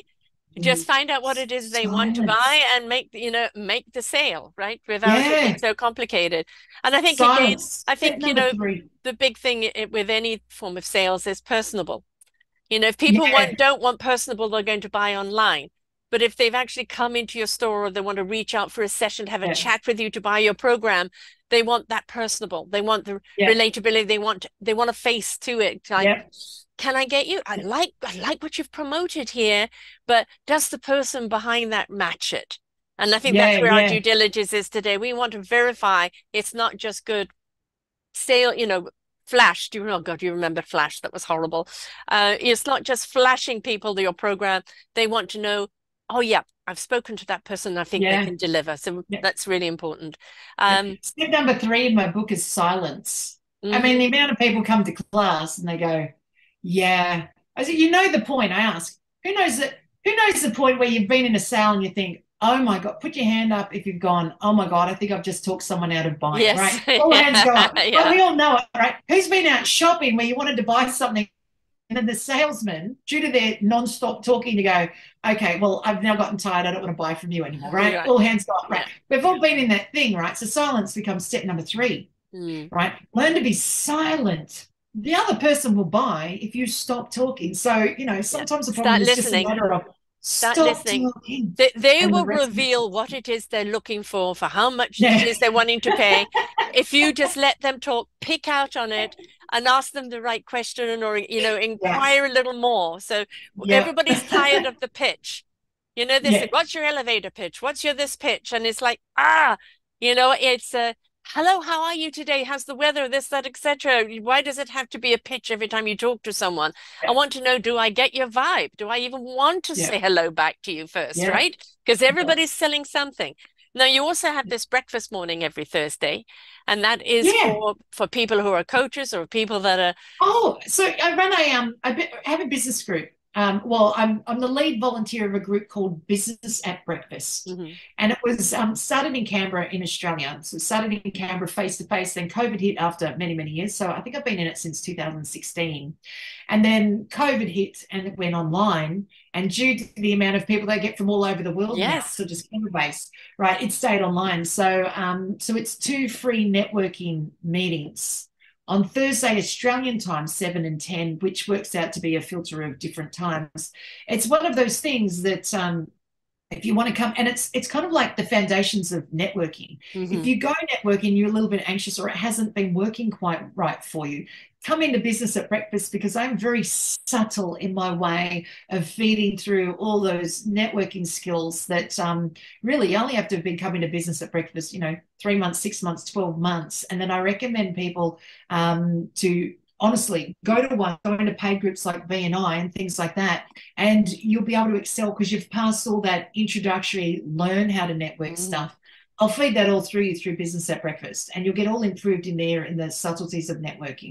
Yes. And how it works. But so yes, I consider and it like it's a great way. I mean, like, this is how how I met you, and I can't remember who invited me to it, but I've been coming a few times. And for me, I've got to interview some great people from there, with some wonderful programs that I know that people are looking for, and that is my job, is to make sure that I give people the exposure they need, and the inspiration is in the conversation. And when they feel, I like that person, I relate to that person, I know what that person has got, I want to buy it. My podcasting is my sales pitch here for them. And so I have a laugh with Business at Breakfast when new people come in. I say it's very exclusive to join. It's very difficult to join. It's an exclusive group. It's free. And now that you're in. And there's no rules behind it. Turn up or don't turn up. Yeah. If you're able to turn up, come. If you're not able to turn up, don't. I send a reminder out every week. If you can make it, just press the link and come in. If you can't, and the beauty of it is we've got this thing called chat on Zoom, and everybody shares their information, and you can save it, and then you can go back. I really like that person. I want to talk to that person afterwards. I saw them there. But it's also, you can be interactive in the chat, which I love doing. I love commenting on what's being said when you have a guest speaker and this and that, because it invites us to be interactive. And that's, you get to save the chat. I send everybody out the chat. I have no rules about the chat box. Honestly, if you're in business and you go in and you collect a chat box and you want to spam everyone with your newsletter, be that on your reputation, I'm not going to get in your way. Right. Sort your own stuff out. So I find that through having absolutely no rules whatsoever, I've collected the nicest group of people because everybody we already know how to behave. I don't understand the groups that feel the need to give rules and instructions. We're adults. We made it this far. I made it to 46 safely. So certainly I've learned something along the way. And I started this at 57, so it's never too late for anything. I've also learned that, when I've made mistakes, that if I keep turning up, people can be very forgiving. Yes. It's when you make a mistake and then stop turning up, they go, oh, there must have been something wrong with you. But if you make a mistake and you keep turning up, everybody is forgiving, because we've all made the same mistake multiple times until we've learnt our lesson anyway. So, we discover our resilience, right? That's resilience. The most important thing is to get up. Get back up. That's the important thing. Is a lot of people talk about failure, and failure for me is when you give up and you don't try anymore. Falling down on your ass a number of times is not failure to me. Doing something wrong and it costing you a lot is not failure to you. It's a redirect or a misdirect. Fail forward. Fail forward. I love that terminology. Yes. Who was it that said that in one of the things? I don't know. It was great, but that was really great. Yeah, failing forward. I had someone in a coaching session last week. She goes, oh my God, I'm just forever going backwards. I said, you're not going entirely backwards. I'll admit, you're going 3 steps forward every day and then going 2 steps backwards. Like, you are doing yourself an injury at the same time. However, you're doing the cha-cha-cha. You're still going 1 step forward. Yes. So you're not behind. Right. So over the course of a year, you are 365 steps in front. You just could have been over 1,000 steps. That's all. So, so let's stop. And I think don't get stuck on the things that went wrong. Every single one of us has had something go wrong. Because she keeps turning up. But she's in front. the thing is, when you look at it, when you've removed yourself from it and you're somewhere else, and you look back at it and go, yeah, you know, that was maybe a horrific experience, but what came out of that? What came out of that? My husband says Resilience, to me, tenacity, ability, skills is what's my made me husband, successful today. yeah, my husband works from home too, right? So he works at government job patents and trademark office, and he says he said, I hear you sometimes in your coaching sessions. It's got me beat why you haven't made $1 million yet. I mean, you've been doing this for so long. Yeah. Yeah. And I said, because, you know, along the way, it's still a work in progress, right? But he goes, Yes. but how are you not making $1 million? Well, I just don't have 1 million people signed up yet. I mean, that's really the difference between 1 million and not 1 million. It comes down to the amount of people that I've helped, right? Yeah, I think not it's 1 million also yet. you know, I'm obviously kind of really up on that spiritual side of the things, and for me, it's like how enriching and how abundant you are and what you are doing is cannot be matched by money. And You're when going to we love this. You're going to love this, Sarah. I've always loved money, like since the moment I was born. Like the love of money has been always in me. I love sales. I love everything. The idea of how to make it all yourself. Like I've always been like to knit. I used to crochet. But when I first started networking, people would say, why do you do all this? I spent first 5 years of networking not earning a cent because I didn't have anything to sell. I right. knew I coached and I knew I had classes in me. I hadn't put it in order as to how to teach it yet. So I just kept turning up networking and accumulating. I'd have a one-to-one with someone and they'd start selling. I knew what I was doing. I couldn't describe it or explain it, but Right. I knew what I was doing and I do it very specifically, right? And after 5 years, I finally worked out how to call that a class, right? But along the way, people would say, you know, because I'd get that, you know, stop giving it away or people won't pay for it. Well, in Yeah. my head, well, I've got nothing to pay for just yet, so Yeah. it's fine, I'll give it away. But I would say this to people all the time. I said, like, I do it and I still do it this way. Yes, I like the cash and I want to do everything that money has to offer. But I do it because I want 10,000 people at my funeral. Now, to get 10,000 people at your funeral, you have to have helped more than 10,000 people, right? Yes. And I still say it, you know, it's a big event. We're going to hire a football stadium. It's going to go on for 4 days. It's going to be live bands. Might have to sell $100 per person per ticket. It'll cost over $1 million. I'm going to miss it by a couple of days. Like, You'll be watching over. A practice one. Maybe a practice one a couple of weeks beforehand. You know, and sort of kick that off. But I want 10,000 people at my funeral. And the thing is, you can't get 10,000 at a funeral unless you've changed more than that in lives. Yes. Because I want them to turn up and say, the world has become a worse place for the passing of this woman. And so as horribly selfish as it is, it's completely unselfish in that you have to have given something to someone for them to turn around and say it in the first place. Yeah. For me, it is that enrichment and that abundance. No amount of dollar sign could buy that. Yeah. And it is it doesn't matter how you feel in the morning. If that you get up and you go and do what it is you love, because it is what you love, and that you would do it whether you were paid or not, because you like the impact, and you're not doing it for accolation. This is a hobby. I do this. I get paid well for a hobby. Right. Well, no, certainly not a hobby for me, but probably in the wallet wise, it looks like one. But the whole point of here is I have absolutely no idea when this is out in the air, who's going to listen, how they're going to listen, where they're going to listen, what impact any of it's going to have on them. And the thing is, when you let go of those reins and you put it out authentically, you put it out with the passion, you put it out with the right energy, whoever does pick it up is tapping into that energy. What they get out of it, you may never know. And that's okay, because somewhere along the line, I know it's being paid forward. Somebody got it. Somebody benefit from it. And now from that, others are benefiting from them. And that's the thing, is sometimes we've just got to look at, it is what it is. I am what I am. And the impact that I'm having is just something I'm generally sending out with all the shows that I do. And it will benefit those who are ready to be benefited from it. But I think it's like, I'm enriched by it. I'm abundant by it. I have found something in my 68 years that means something to me, that gets me up even when I'm in pain, even when I'm not feeling well, to get up and do. And that is what I'm selling. Who learns the most from anything is the teacher. The teacher Yes. learns more Oh than my the God. And student, 11 years, and it always. So shows off. you wanna get good Yes. at some, teach it, Yes. because you're going to get more. You know, when I say Yes. it's a hobby, like for me, it's a hobby. I say that is I treat it like a hobby. Mm-hmm. Because I treat it like a hobby. Like I actually can't live without doing this, and I've tried No. this for a whole week between Christmas and New Year's, right? Mm-hmm. But I treat this like a hobby. People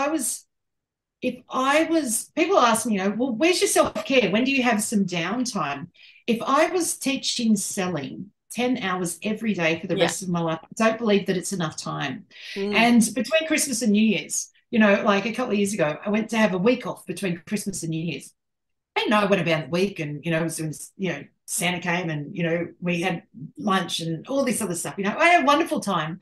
And then I thought I was getting along quite nicely. And it was just before New Year's and it was a Friday. And Simon said, "What is it about you today? There's something really shiny about you today." And I said, "Oh, I got up at 4 o'clock in the morning and I coached 3 people over in America." And he goes, "That's it. Yeah. You've gone days without coaching Yes. anyone. And now I can see the difference." And the truth is, and that's why I treat it like I would do it anyway. Exactly. Exactly. And that's right? when you know you found the right calling. My daughter just had a baby, and so for 2 weeks I was just in charge of the other baby, because she was in hospital a long time with him because they broke his theme by bringing him out, poor thing. So it was all kind of quite traumatic, and I'm in and out of hospital. And so I'm completely on baby duty, completely my mind and everything is there. And I love being there. But I come back and I feel a little discombobulated. But the moment I press record, You're right, on. I'm on. You know I'm exactly on. where you're at, right? And it's You know like, yeah, exactly but where mom, you're you at. don't have to do that. You could do it. I do need to do this. This is what keeps This is my who I soul am, happy. right? This is what This makes my is heart actually, pump. Yeah, it's not exactly. work. Yeah. If you enjoy it, it's not work. So Yeah. there's this fantastic movie. It's got Jennifer Garner is the main actress and Timothy Oliphant is the other guy. And it's called Catch and Release. And every now and then you can find it on Netflix. Right. Yeah. And the first time I watched it, so much did I fall in love with this movie. There's this one scene where she doesn't like Timothy Oliphant. He's the best friend of the guy that died, right? Right. And Yes. and anyhow, for whatever reason, he has a camera, he's taking a picture, and he sees her in a frame. So he goes up and starts chatting to her.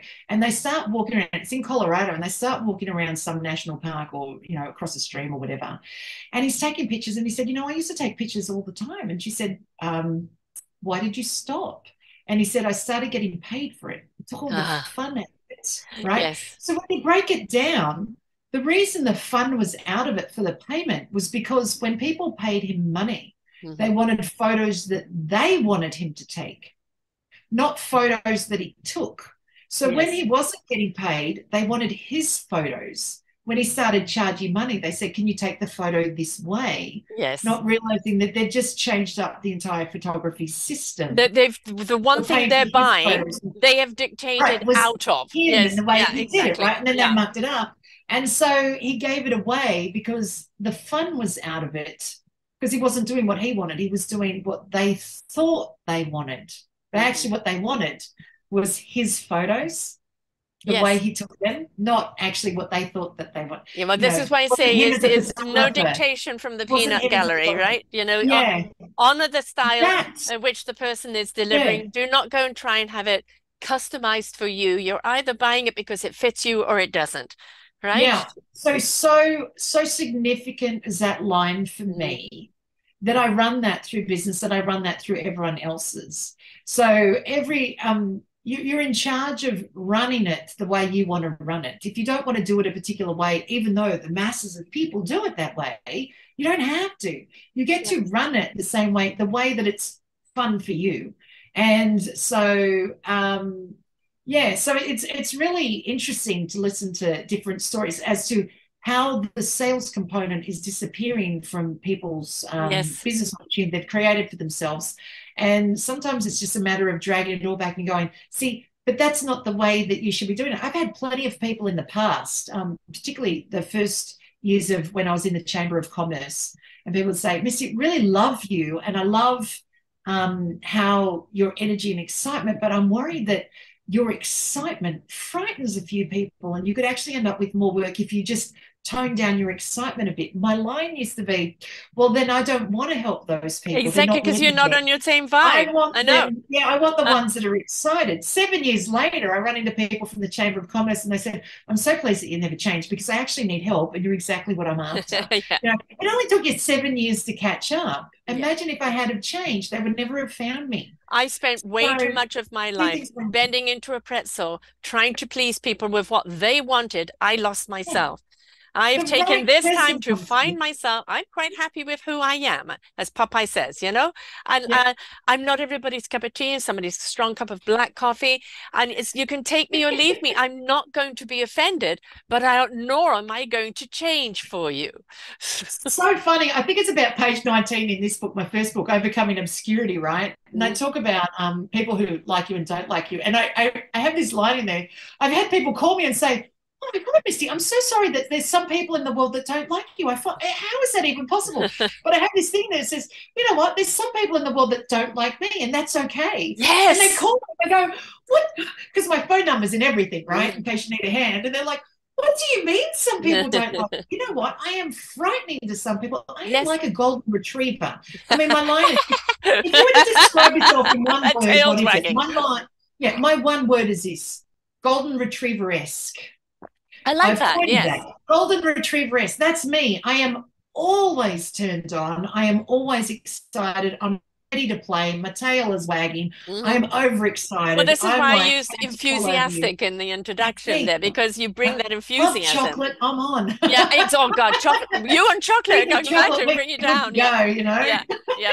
Chocolate is a calming effect for me. But you know, I think if there was a word for me, and it's a word that I came across a few years ago, and I loved it, is flawsome.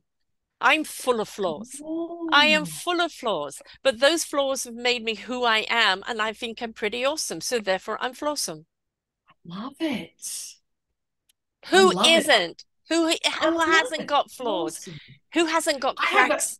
Who hasn't got scars? You know. So I love that. Flawsome. I'm going to use that. It's a great word. I love the word. I've got a word for you as grandmother. I've got a word for you about grandbabies. Fluffy.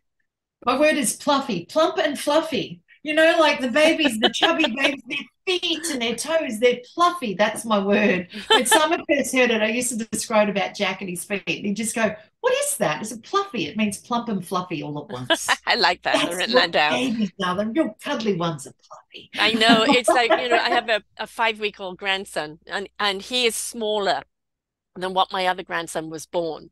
He's still smaller. And my other grandson and I, he's 25 months, going on 26 months now. And he's just, we've just got such a rapport. And it's like, and he's got such beautiful drama about him, but he's so sensitive. I feel that he is quite an empath in many ways, but he doesn't like to be crowded in. And he loves adults, I think, more than other kids, because he's been around them during being born in COVID, you know, all these places that they could go, he didn't mingle with that. And it's very hard for his parents. So he's in daycare so that he has a chance to mingle with other kids. But I think he actually gets on better with adults. And when he mimics them, it's just an absolute delight. I love it. So, I waited 66 years to become a grandmother, and I love the role. And my daughter wants me to move closer to be there to help. And, you know, my mom said, no, you can give up the podcast. And I go, no. No, I am happy to be a grandparent. I'm happy to help. Why don't you just chop my arm off? This is with me for as long as I have a voice, as long as I can see, as long as I can hear. The oldest person I've interviewed was in her 90s, and she has her own TV show called The Pink Lady, right? And I just want to be able to go until I can't go anymore. Oh, wow. No ageism here. That's amazing. I did a training session for someone because I work very hard to become famous all over the world, right? I did a training session for someone, for a group a week ago. And leading up to that, I had this person in the group. It was network marketing. She said, anyhow, so this woman, she turned around and she said, oh, my God, Misty's going to be the sales trainer. She's amazing. I've gone, oh, who is that? And then she says the name of this woman. I'm like, yeah, I don't know who that is. And I thought, how good is that? I've Yes. finally become focused. I don't know, knows who I am. And I've been at I've had someone call me after a networking event. They invited me to an event. There was about 300 women online. I couldn't make it. And they came back to me and they said, and I'd only met this woman like a week earlier, right? And she said, so I was at this event. There was like 300 women there. I went into a breakout room. I did my elevator pitch and this lady turns around and she says, oh my God, you should meet Misty Henkel. She's like the most amazing sales trainer ever. And I've gone, that's cool. Who was that? She tells me who else. I've gone, yeah, I don't know who that person is. And I've thought, oh my God, somebody else who I don't know is telling people. And the woman gave her my contact details. I've gone, that's cool. That's somebody who's paying attention, your right? message is vibrating. Well, that's the ripple effect that you want to have. I interview people all the time that people have referred to me. Either they've listened to my shows and they've referred someone they want me to interview, or they've been on my shows and they refer someone, and it's gratifying. Because you know that what you're doing is having an impact, you know? Yeah, I'm an overnight success. It's taken 21 years. This is amazing. Well, people say to me, do I interview celebrities? And I said, I celebrate everyone I interview. Right? Yes. I have interviewed celebrities. Well, they are celebrities in their own right, but I celebrate, I interview ordinary people doing extraordinary things. And whether they are a big celebrity or whether they're just somebody whose life should be celebrated for what they've been through, everybody's on the same playing field with me. Well, I'm going to put it out to you, Sarah. I'm a huge celebrity all over the world. Just not that many people know who I am. Exactly. Doesn't make me less of a celebrity. Yeah. Yeah. Right. So, and I mentioned Ryan Reynolds a lot. You wait and see. Like one day we're going to end up, he's going to be interviewed somewhere and someone's going to turn around and say, and what about this Misty Henkel? What's the thing going with you and Misty Henkel? Exactly. You're in this name. Yes. Mine is Trevor Noah. I really want to interview Trevor Noah. He's somebody that has a huge impact. I would just really would love to get into some deep questions with him, most certainly. But you know, the thing is, people say to me, "Do I turn people down?" Yes, if you're on the hate rhetoric, if you're on the, you know, the limited thinking rhetoric, no, I will touch the border as to try and understand why you think that way. But I'm certainly not going down the conspiracy line. It's got to come from your heart. You've got to come from your heart. You've got to be doing what you're doing because you love what you're doing and you love the impact, the positive impact it has on other people. And I don't care what it is that you're doing, as long as other people are benefiting from it and you're doing it because it's your calling, your passion, your love. So, and that way we get a lot of good energy coming across. So what's the best way for people to reach you then? Because you don't go for your site. So what is the very best way? I'm very easily found on Facebook. Okay. Misty Henkel. I'm the only one on the planet and I'm wearing a crown. So I'm really easy to find on Facebook. The secret to Facebook is when you friend someone, you have to go in through Messenger and say, I've sent you a friend request because... Think of it like LinkedIn. I'm also just as easy to find on LinkedIn. I'm wearing a crown, right? So, right? I'm wearing a crown. You can't get it wrong, right? But with LinkedIn, when you go into LinkedIn, of course, if you press the right button at the right time, it allows you to leave a message. The secret becomes just leave the message. I heard you on Sarah Troy's podcast. I'd like to connect. And then that allows me to connect back with you. Other than that, I'm very easily found through my website, which is mistyhenkel@gmail.com. So email me. So that's your email, mistyhenkel@gmail.com. Yeah. So Google knows who I am. All my contact details show up everywhere. I am not shy about sending out contact details. I know on my Google business page, someone said to me a number of years ago, they said, your home address shows up there. I said, yeah. And they said, that could be bad. And I said, so here's the thing. I'm not so famous that I've got like a bunch load of weirdos knocking on my door. I'm not that famous, right? And I said, but if I was that famous that I had a bunch load of people knocking on my door, then clearly I'd have enough money to move. In which case, where exactly is the problem sitting that there's an address sitting out there? I mean, I say to people all the time, if you know my address, you can send me chocolate. Right. And I'm fine with that. You can send me chocolate. fine with that. Send me chocolate. So, I'm pretty easy to find. I keep putting my stuff everywhere. I have a YouTube channel, and of course, I should have all my contact details all over my YouTube channel, which is Misty Henkel. Right. And of Misty course, Henkel, here, Misty all they Henkel have to do is go channel, to, pretty easy. selfdiscoverywisdom.com and put in your Yeah, name, Misty Henkel. Your show comes up with where to buy see your everyone. book, all of your links, even all of your programs and how to go Yeah. directly to them. So everything is on the show page. My goal is to make sales training as easy as possible. Part of the whole $25, $30 for a class. The reason is you can just fix it this week. If it takes you more than 10 to 30 minutes to work out a sales problem that you've got, why is this not working for me? How come I'm doing this over and over? Honestly, just get it fixed. Get it fixed this week, for $25. Just get it fixed and then move on. Honestly, for a lot of people, it's one class with me and it's done then. You never Well, have I to mean, worry what about you've anything given business me time. today is that I'm not going to change the donation button. However, what I'm going to put underneath, suggested. Yeah, Right? yeah, Suggested amount. So people have invested anything from this to this, and then leave it up to them in that bracket. All right. But give them a exactly. suggestion. And if it's Yeah, an outright no, I don't pay for it. I interview an awful lot of people that no, they can't pay for it. But my God, their story has to be told. And I know who yeah, those people are, and I will tell them to ignore the link anyway. But for the other people, yeah, suggested amount is this. And yeah, yeah, let them yeah. play a ball in their court, right? I have membership with Mark Manson. Mark Manson is he's the one that wrote this book. Sorry, the subtle art of not giving a final egg, right? Right. So Giving a fudge, folks, giving a inside fudge. this book, there you go, fudge, right? Not giving a fudge, right? So inside of his book, so mind changing was the idea in this book, right? He has an interesting way of looking at the world and retelling stories, but ultimately his overarching thing is life is about solving problems, not having problems solved. Yes. And it reconstructed everything on the way that I did things. But inside of it, because I do like to read, I like to read. I read things with a salesman's brain. Like, I mean, how did that work? How did that work? How did you just do that to me? Anyhow, he tells a story about how he started in business, like how he ended up writing the book. But how he started in business was he wanted to work for himself. He didn't want to go into a job yet as a financial planner, I think is what he'd done at uni. And so he built a website and going through that. So it made me look up his website and look up things. And then I discovered I could become a member of his website, right? So it cost me like $75 to become a member for a year.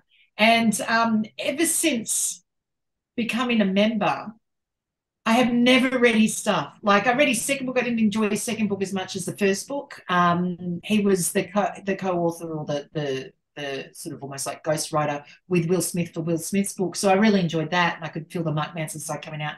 But I love I really read Will his Smith. I'm a stuff. big fan of him.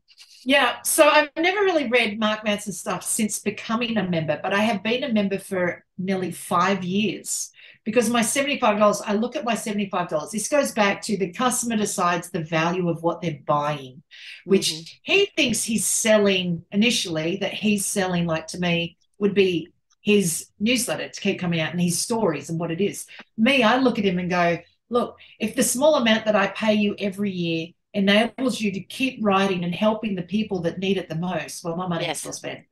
Yeah. I just want to be part of the Mark Manson community where he still gets paid to help others. And I see that like in things like what you do in regards to donation. Pay the donation, don't pay the donation, you decide. It really comes down to where am I sitting today right now? Yeah. And do I believe in her cause? Yes. Don't pay to speak. It's like, do I believe in your cause? Do I have the spare cash? And do I want you to keep doing this to help others? Right. And really, that's where it sits. And that's how we end up, well, we end up sitting on our own figures of going, I want to do this much. I really would like to do this much. I don't have this much. I can do this. I'll do this. We have to toss it around in our head. But ultimately, it's like, how much am I prepared to pay for you to keep doing the cause that you're doing? Because I believe in the angle of which you're running, Right, exactly. And again, that is up to people. And I think what we've got to actually understand, as you pointed out, a baby's crying is paying attention. There's already the sales pitch. We're all natural born sellers, but very often our insecurity, our ego, our doubt, a lack of self-worth, stops us from doing the selling. And very often an indication that reason why you can't sell is that maybe you don't believe in who you are and why you're selling something. And so sometimes it can reveal something, a bigger picture. And maybe you need to go and take care of that before you kind of think about trying to sell something, because we know what we call the used car salesman, as opposed to Yeah. the There's the salesman poor that buggers that sell really, used poor cars. They're guys, we such a give them bad a name. bad rap, but you know, Thank you, it's movies. it's the people that don't believe in what they're selling. They've just got the sales pitch down. We really have got to a world now. We want to feel it from you. We want to Yeah. believe it from you. So if you are in doubt, if you are insecure about selling, you need to find out, is it the techniques that you're using, or is it something within yourself that's holding One you back? class with me, I've had plenty of people book in for a coaching session to say, I know I have a sales problem, I don't know what it is. Great. I'll start them off talking from a particular angle. It only takes me 5 minutes to go, I can see the problem now. Right. And then we go somewhere. So you don't Yeah. have to know your sales problem. You know you have a sales problem. Exactly. If I'm you knew what different. it was, That's then my you would know how job. to correct it. Half the time Sales we don't know whisperer. what it is.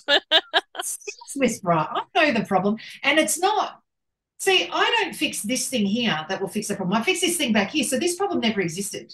Yes. If I fix this thing all the way back here, like if I point this part out, this thing never existed at all. And it just goes away entirely. It's a bit like Back to the Future. We just go back and just get the book back and give it back to like the 1954 and give the almanac back, and then that problem will never exist ever again. So I teach selling like a life skill. I've had plenty of people come to classes with the intention of selling in their business. And a year later, I'll call them up and say, how are you going? Well, I've done nothing with my business, but I moved house and I sold everything at a garage sale at full price. Right. It was amazing. Yeah. It's like, Exactly. so now I can buy furniture at the next place, Yeah. right? Or Yeah. say, or I got the whole family to go on a holiday that I wanted, and they loved it. Yeah, because it's just it's a skill to get someone to do what you want them to do. I once had a woman. She ended up. I used to run these classes where on a Tuesday night we'd turn up at a pub, buy yourself a drink, and for $20, right? I'd pick a topic and we'd do a sales class, right? So I'd have all these different people come in and you basically pay to play, right? You'll give $20 and then we'll run a class. Anyhow, one day she was the only one that turned up and she said, oh, well, I don't want to waste your time. I've gone, no, you can pick the topic. I mean, what's most important to you? I don't have to pick it because there'll be something to you. She said, how do I get people to do what I want them to do? Isn't that the story of life? I said, the fast answer is you don't. They will always do what they want to do. Yeah. All you can do is advertise what you want and see if, and then be quiet and see if maybe they don't want to do that too. Exactly. And then it went from that there. Synergy. Right? That synergy. Right? Like, that sounds like a good idea. Yeah, I'd like to do that. Yeah. Well, like inspiration begets invitation. But there's certain things that stop people from doing what you want them to do or even what they want them to do. Words like this. Never ask, like, let's say you're talking at something. Let's say I'm talking here. I wouldn't say to people, if you're interested, you should listen to, the podcast I did with Sarah. I would never say that, right? Nobody's interested until after they've heard it. Yes. So leave that out. If you want someone to come to a networking event or turn up to one of the classes you're running, never say, if the topic interests you, you should come. No, it's if the time works for you. Because what they do is they pick up their calendar, they look at it and go, actually, the time does work for me. Oh, well, I suppose I'm going there then. It doesn't matter the topic, right? It only matters if the time works. They can love the topic, but if the time doesn't work, they can't turn up anyway. So just find out if the time works. No excuses with a podcast. You can listen to it anytime. Right. That's exactly right, right? So another one, another word is, line is, what do you think? That line, what do you think, actually encourages the negative part of the brain to start thinking. So it will encourage problems to come out. So if I want to go on a family holiday, if I've picked something that I want to do, right, I'll say, I've got this great idea for a holiday, a family holiday. I just want to know what everybody likes about the idea. And Simon will say something like, yeah, I don't think that whatever it is, I may not like anything, but I will tell you what I think about it. Yeah, not interested in thoughts at the moment, only interested in what you like. So I'll say what it is, only interested in what you like. And he'll say, well, I can tell you that I said, I know thoughts will bring problems. Mm. I'm not asking for problems on a holiday that doesn't exist yet. Mm-hmm. I'm asking for what does people like about it. If you like something about it, now we can look into thoughts and problems. Yeah. But if nobody likes anything about the idea that I've got, Why well, we waste your don't need to time? think about the problems. Yeah, Where exactly. am I going, right? Where is our energy going? Yes, exactly. Only when we've decided, do we like anything about it? They go, great. Now, what's your thoughts about it? Now I'll Yeah. pull out problems because I want to overcome those problems before we get like right into right. So it doesn't show up in the last minute. So that tell me what you think. So if someone's looking at your quote, tell me what you think. What did you think about my quote? Well, I'll tell you what they thought. They thought, well, it's too high or it's too expensive or I can't do it yet, or they're thinking negative stuff, not because they want to, it's just because that's what you ask them to do without realizing it. So did you find my quote? What do you like about my quote? Well, I like that you got it to me fast. Yeah. It's a good place to start. Yeah. Right. But you can also, okay. I mean, it's your enthusiasm behind something. Yeah. Very often it may be not the quote that they quite get, but the enthusiasm around it makes them look at the quote in a different way. Yeah. Yeah, So, exactly. you know, what energy, you know, what verbiage, what enthusiasm, what energy are you giving what you're saying or doing? Because that's what people pick up on. And very often it's like, I'm not hearing the words right now, but May, can you repeat that? Because they're feeling the enthusiasm or they're feeling the upbeat, and then now they want to actually pay attention to what you've just said, because you've set the stage of good vibrations that they want to be a part of. But we could carry on talking for hours. We have done for 2. I told you at the beginning. You said make the point and stop talking. I'm going, you better rein me in, love. Well, we've got an awful lot of nuggets from you here today. And it will go. But this has been so much fun, Sarah. I've fully been delighted to have you here. You Facebook and LinkedIn and again, what was your email? Because I actually don't have it up here and here. Misty Henkel, Misty Hen for Nelly, KEL @gmail.com. Very, very simple. And remember, one of the good tips today, if you're with Gmail and anything you're doing online, Google picks it up. I was wondering how my name came up everywhere, and I didn't realize that. And I thought, oh, thank you. I can tell you this tip, and then we are going to have to go, but I'll tell you this tip, right? So my first book, Overcoming Obscurity, right? I've only ever sold it. And I sell it in my signature block. So, and same with my first book too, but my second book as well. But I sell it in my signature block. So when I send an email to someone, at the bottom of my signature block, it has, Overcoming Obscurity, and there's a link to buy it, right? So that's the only place it's ever been. As a result, Google a couple of years ago started to create a panel on overcoming obscurity, like a knowledge panel overcoming obscurity. And I've gone, isn't that interesting? How'd that come about? So clearly, even when those people say, shouldn't use Gmail because it's not professional. Well, we're so used to seeing people with Gmail now, it doesn't matter. Yes, no, it used to be that way, if it's not a Gmail account, maybe you're not professional because it's not Gmail. But because tracking back, I believe that a lot of what I get known for comes from the fact, because I send out emails and it's all done through Gmail, Google is pulling stuff from everywhere, but it loves those that love their channels. And because I advertise a lot of my stuff through my signature block, Google has pulled it out and thrown it front of face on the Google platform. There's another huge tip to go away with. I've got all of my sites and everything on mine, my logo and everything else. And when my book comes out, it's going there. So thank you for that tip. But now, folks, if you want any more, you're going to have to reach out to her. Or you're going to have to join the business at breakfast and come in and listen to the other people. Just reach out to her, Misty Henkel @gmail.com, or she's on Facebook, or she's on LinkedIn, on all of the other programs she's got, YouTube. And of course, right here, selfdiscoverywisdom.com, just put in her name and everything that you need to have on her is right there on her show page. And don't forget to share the show. I'm a big advocate of podcast shows where everybody listens to the podcast, get together with a good glass of wine and share what you got out of it. It broadens the whole aspect of everything that you've listened to and seen a different point of view. So make fun out of it as well. Have your notepad ready. And don't forget to take down all those tips that she shared here today. So thanks so much, Misty. Thank you so much. I have absolutely loved being here. Thank you so much, Sarah. My pleasure, and thank you, everybody who's listening in. Everybody's in sales, folks. I don't care what business you're in. Everybody's in sales because you're always selling yourself. You just remember, be authentic with who you are, why you're on, what you're doing, and that already will open up the doors. And don't forget to listen to the people you're selling to. Then you know what it is that you can sell to them. So The Little Mermaid is out at the movies tomorrow. If you want people to go to the movies with you, you just need to sell it to yes, them. exactly. You don't need to buy them a ticket. You just need to sell it to them. Exactly.